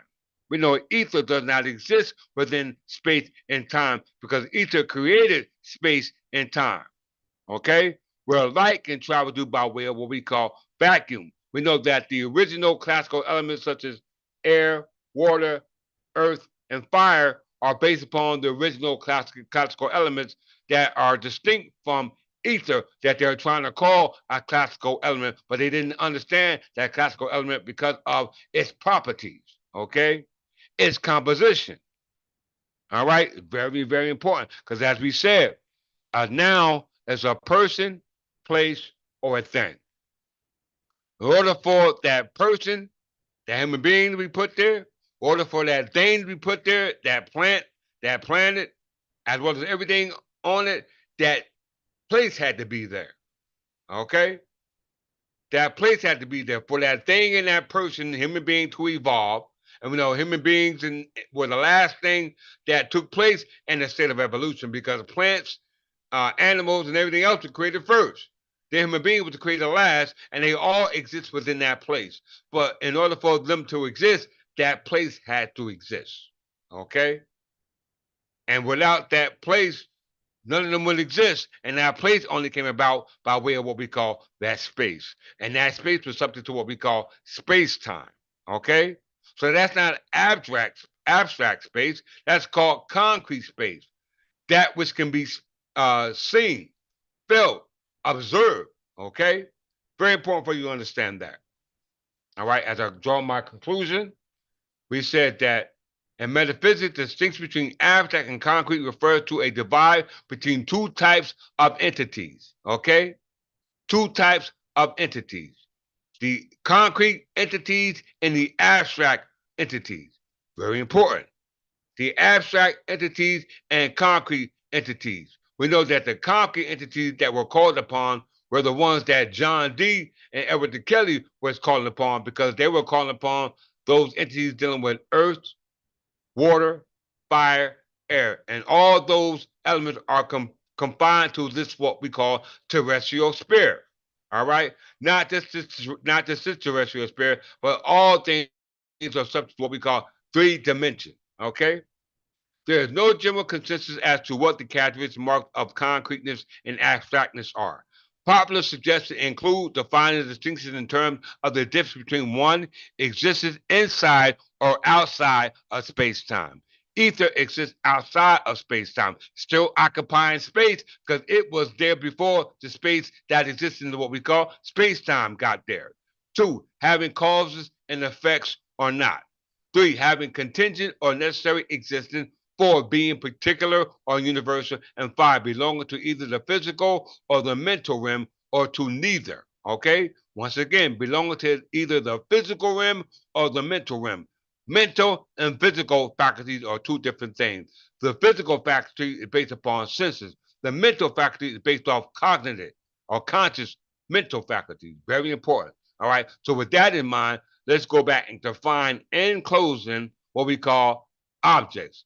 Objects are what we call abstract and concrete things.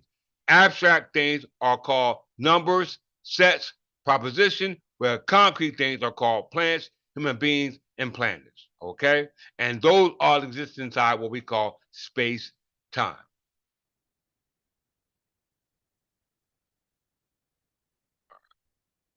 Mathematics, in closing, mathematics involves the description and the manipulation of abstract objects. Abstract objects are called mathematical objects. What is a mathematical object?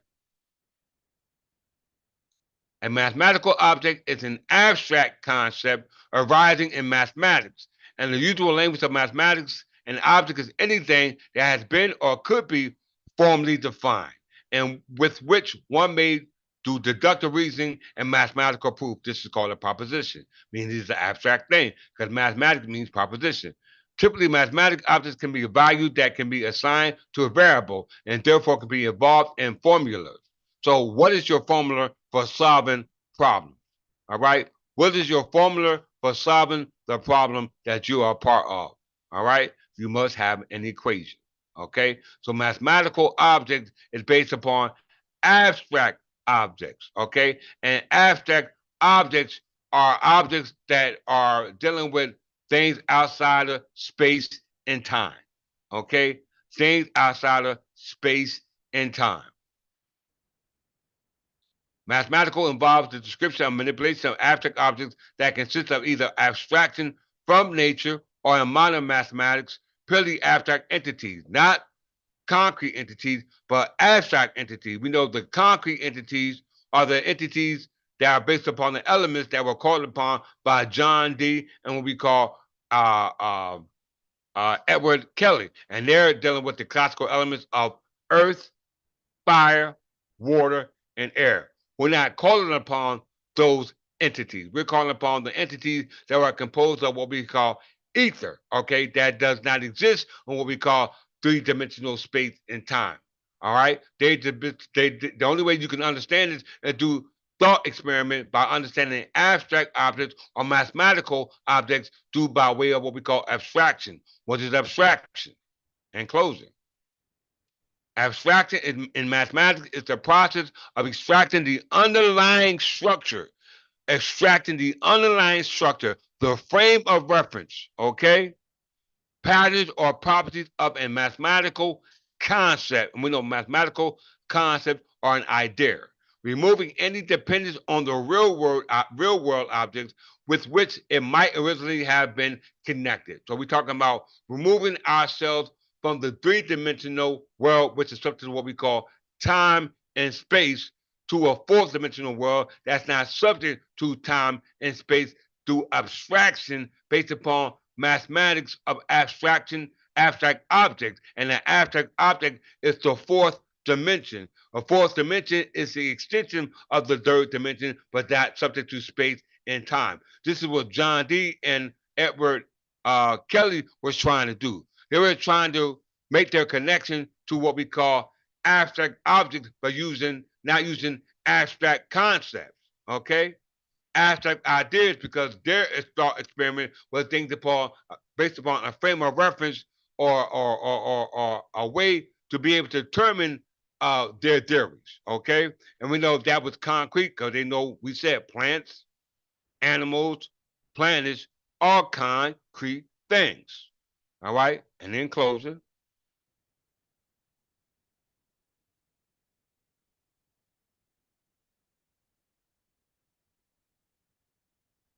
mathematics.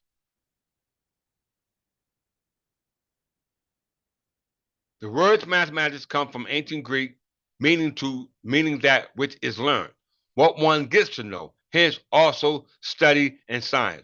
The word came to have a narrow and more technical meaning of mathematical study, even in classical times. Its adjective, uh, you can pronounce that word if you can, meaning related to learning or studious, which likewise further came to mean mathematical. In particular, Latin meant mathematical arts. Similarly, let me go right here.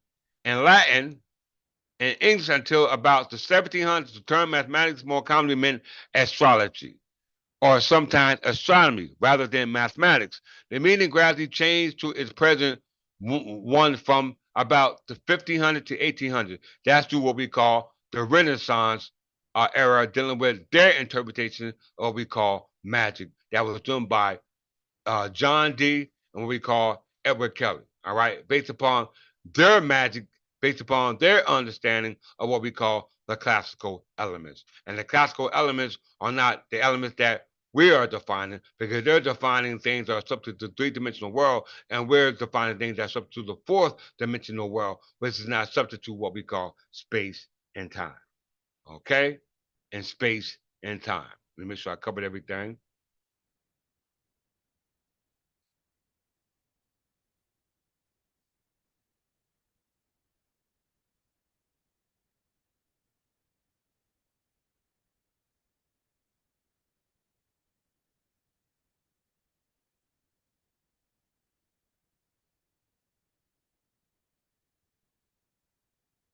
So once again, everyone, you must understand what John Dee and Edward Kelly was trying to do in regards to creating the Enochian language, okay, which was the language of the angels. That's what they said. Well, we know angels are English, okay, English ancestors, English heirs and predecessors. That's who are the English, and their language is the English alphabet. Okay? It's the English alphabet. Very important for you to understand that. That's our language. All right? This is how we are able to create magical spells. Okay? All right? Magical incantations through English. Everything that we were told based upon mathematics, mathematics deals with astronomy, we use that same science, all right, to converge that which was taught on the astral plane here on the physical plane. All right. Very important to understand that, because we know that the Anglo Saxon Berbers,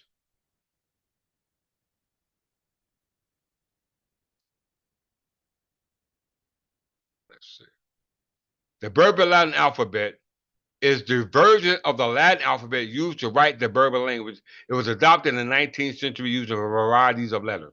So we see the Berber Latin language that was created in the 19th century was said to be created from the Latin alphabet, and the Latin alphabet go back to 753 BC, and we know at that time the Berber dynasty was ruling. All right, so we understand that at that time the Berber alphabet is actually the English alphabet.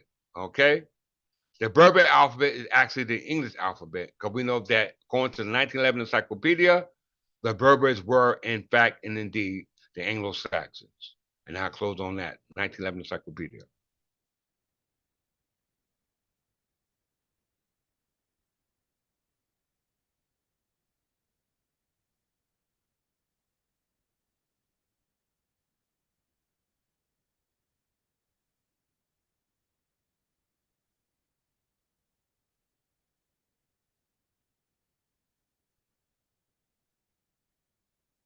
One brother, somebody from the Love Nation asked the question, what are some practical ways of co-creating with ether energies? So that means that to assist, code means you have a hand in it, creating with ether energies. First of all, we understand that energy can never be destroyed. It only changes. Okay? It only changes. We know changes come from what we call chemical reactions. Okay? Chemical reactions and chemical substance. Okay? As a result of the interaction. Okay? As a result of the interaction.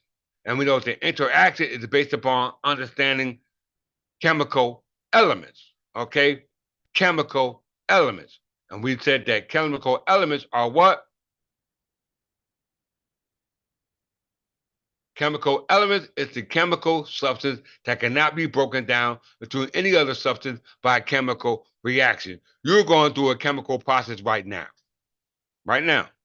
You're going through a chemical process based upon understanding engrams, because engrams are memories stored in the physical substance on a biophysical and biochemical level.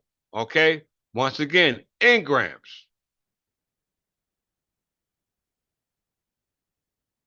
Engrams.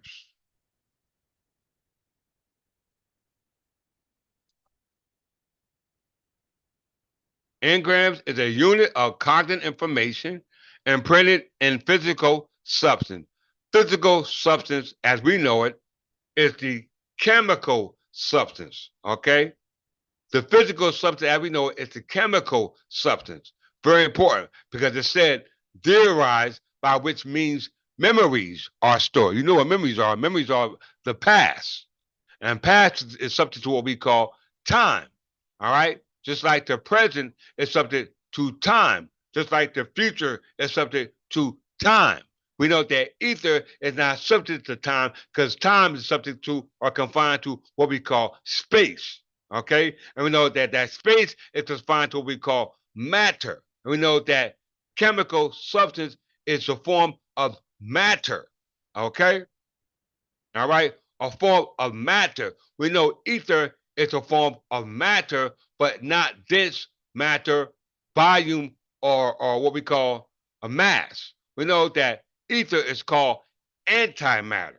All right, in order for you to take up space, you must be made of matter. Okay, matter. In order for you to take up space, you must be made of matter. Let's look at that again.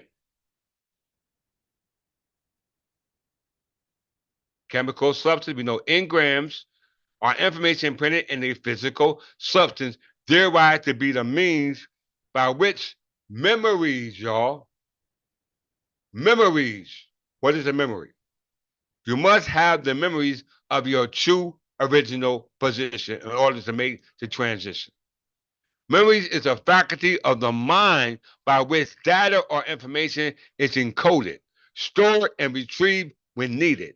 It is the retention of information, over time for the purpose of influencing future action. So if you don't know your past, here in the present, then you won't have a future. Okay? The future state beyond this state is the state of your existence, which is in the state of ether. Okay? Because ether permeates space by way of vacuum. Vacuum means void of space, empty of space. All right?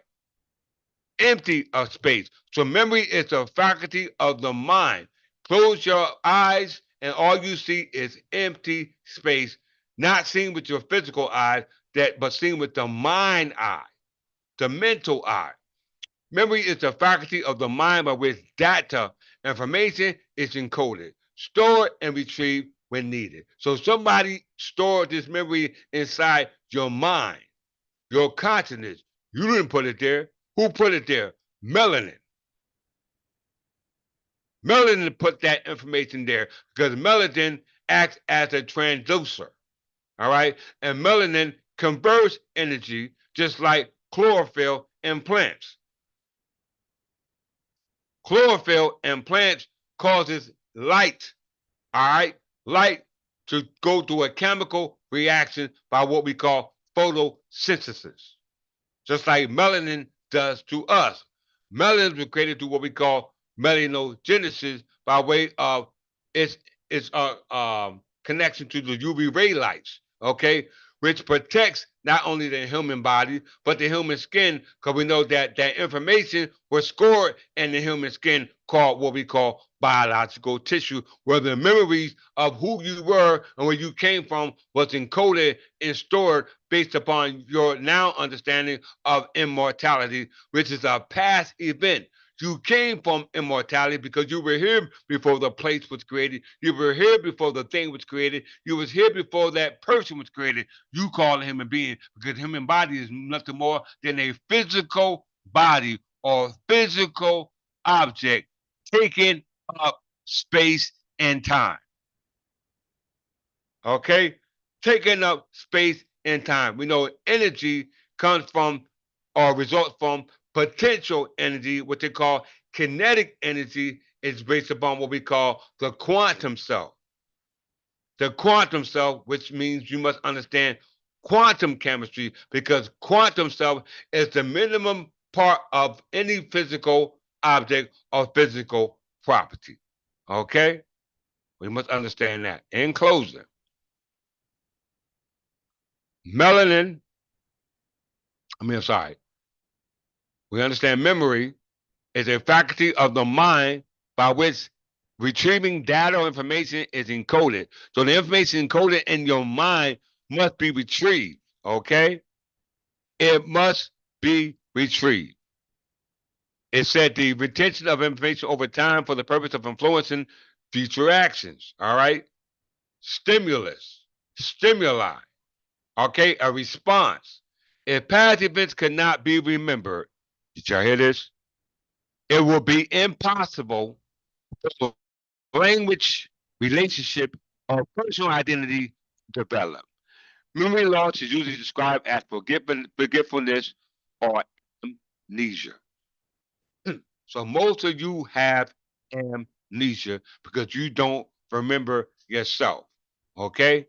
You don't remember the information that was stored inside your cells. Okay? By way of engrams, because engrams are cognitive information imprinted in your physical substance, derived by means by which memories are stored, and biophysical and biochemical changes in the brain or biological tissue in response to the external stimuli. So biochemical and biophysical, we know we're physical beings, we know we're chemical beings that have a chemical composition because the physical substance is the chemical substance, all right, which is based upon matter. Chemical substance is a unique form of matter with constant chemical composition and characteristics property, not the quantum self, but the part of the self that's made up what we call matter, which is a form of substance, okay? So within that matter, the form of substance, which we call melanin, information is stored that you must retrieve on the elemental scale. Okay? Chemical substance may take the form of a single element or chemical compounds. A single element, that single element is that biomolecule or that biochemical called ether. Okay? Biochemical called ether. Let's go to ether one more time.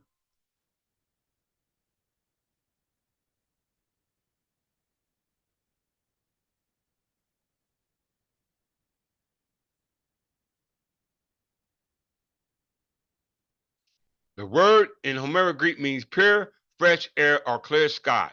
It was thought to be the pure essence that the gods breathe, filling the space where they live, analogous to the air breathed by mortals. So when Robert D., John D., and Edward Kelly was calling on the element, the elemental beings, all right, they were calling on those elemental beings confined to the four elements: earth, fire, air, and water. All right, not ether, because ether was the air synonymous to the air breathed by the gods, contrast to the air breathed by mortals. Okay, very important for you to understand that. And it said that The Greeks referred to them as people with burnt black facades. Burnt black facades. All right? Very, very, very, very important. Uh, we covered everything.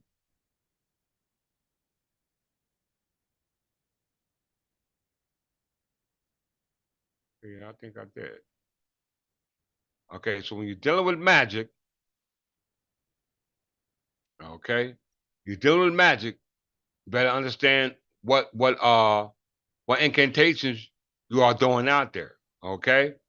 All right. You see that based upon the language created by John Dee and Edward Kelly, it was not the English language that they created. All right. It was not the English language that they created. This is created what they call a language created by the Enochian alphabet. Okay. The Enochian alphabet, and the Enochian alphabet was that denoted to Enoch, and Enoch was able to transcend life without dying. Okay. By understanding uh, the language. Okay. You got a people who speak a language but don't understand English or the origin of English or who the English people were. All right. Very important.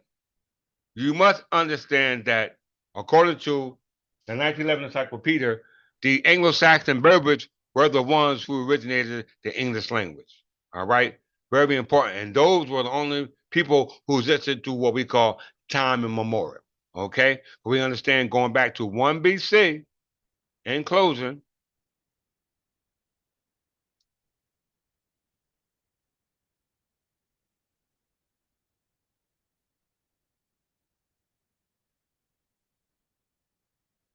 the year 1 BC, second,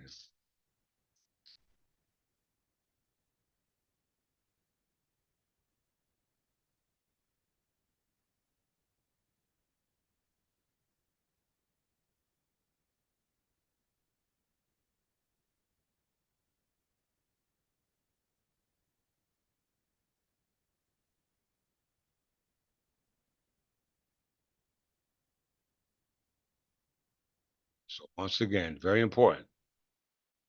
He who writes your books set your timeline. Time never was when we were not. As the life of time begins, the time will come when we will be no more. Okay? Very important for you to understand that.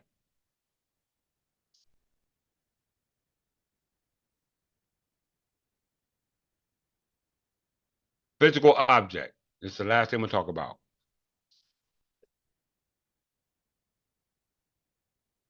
In common usage, classical mechanics or physical objects and physical bodies, or simply an object or body, is a collection of matter within a defined continuous boundaries in three-dimensional space. So you're talking about a chemical substance, all right? You're talking about a physical object, a physical body. You're talking about a chemical substance because we know a chemical substance is dealing with matter, okay? Within a three-dimensional space. Okay, anything dealing with three-dimensional space is something what we call space-time. Okay, and it's just said right here where that was at. It just defined.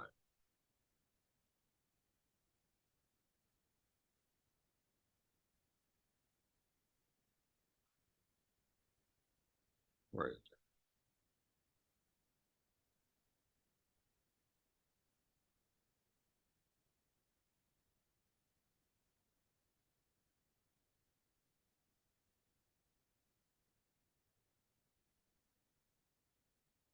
Where is that at?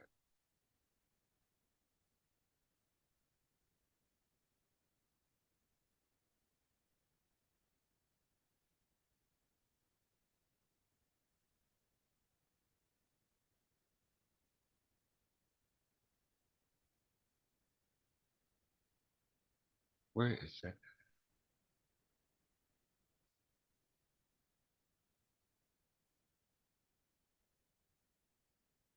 That quantum chemistry? No.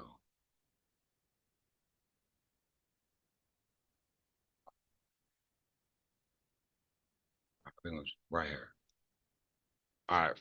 In common usage, classical mechanics, physical objects and physical bodies or simply object is a collection of matter within a defined continuous boundaries in three-dimensional space. All right. The boundary surface must be defined and identified by the properties of the material, although it may change over time. The boundary is usually the visible or tangible surface of the object. Okay. So the object is bound by the boundaries of the surface. And it said that the three-dimensional space is a collection of matter. Okay.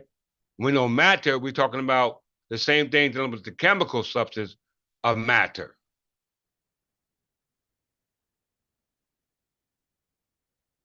Same matter, unique form of matter. What is matter?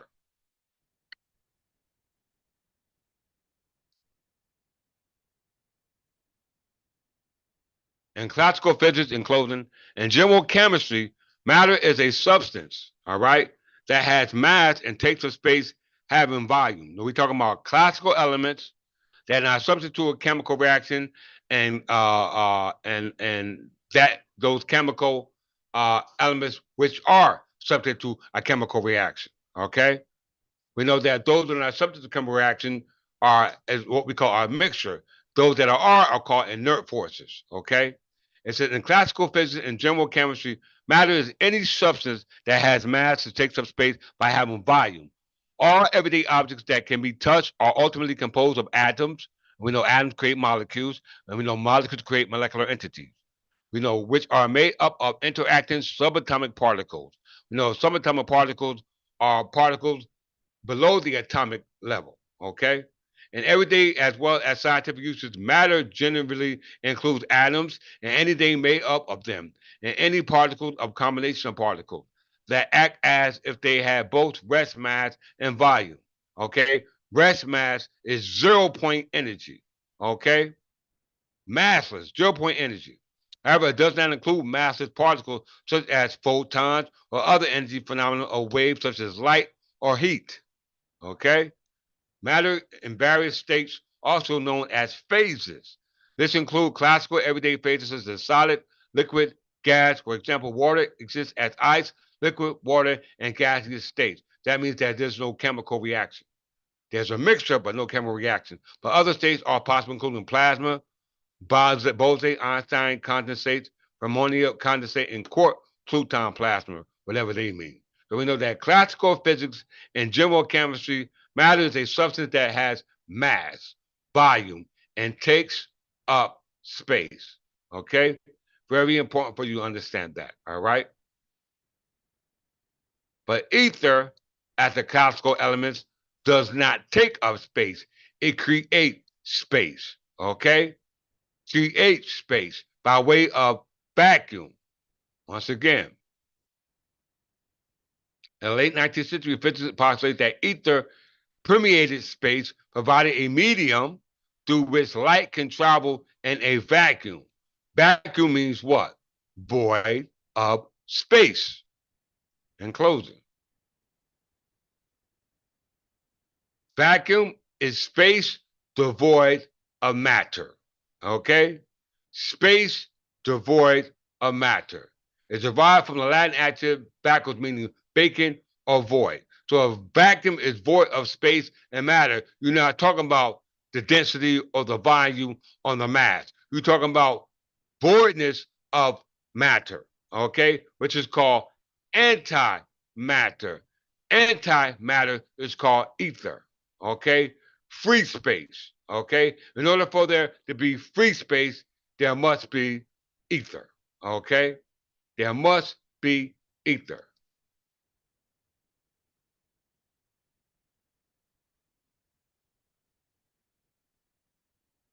And ether is now known as one of the classical elements that John Dee and Edward Kelly did not call upon, all right?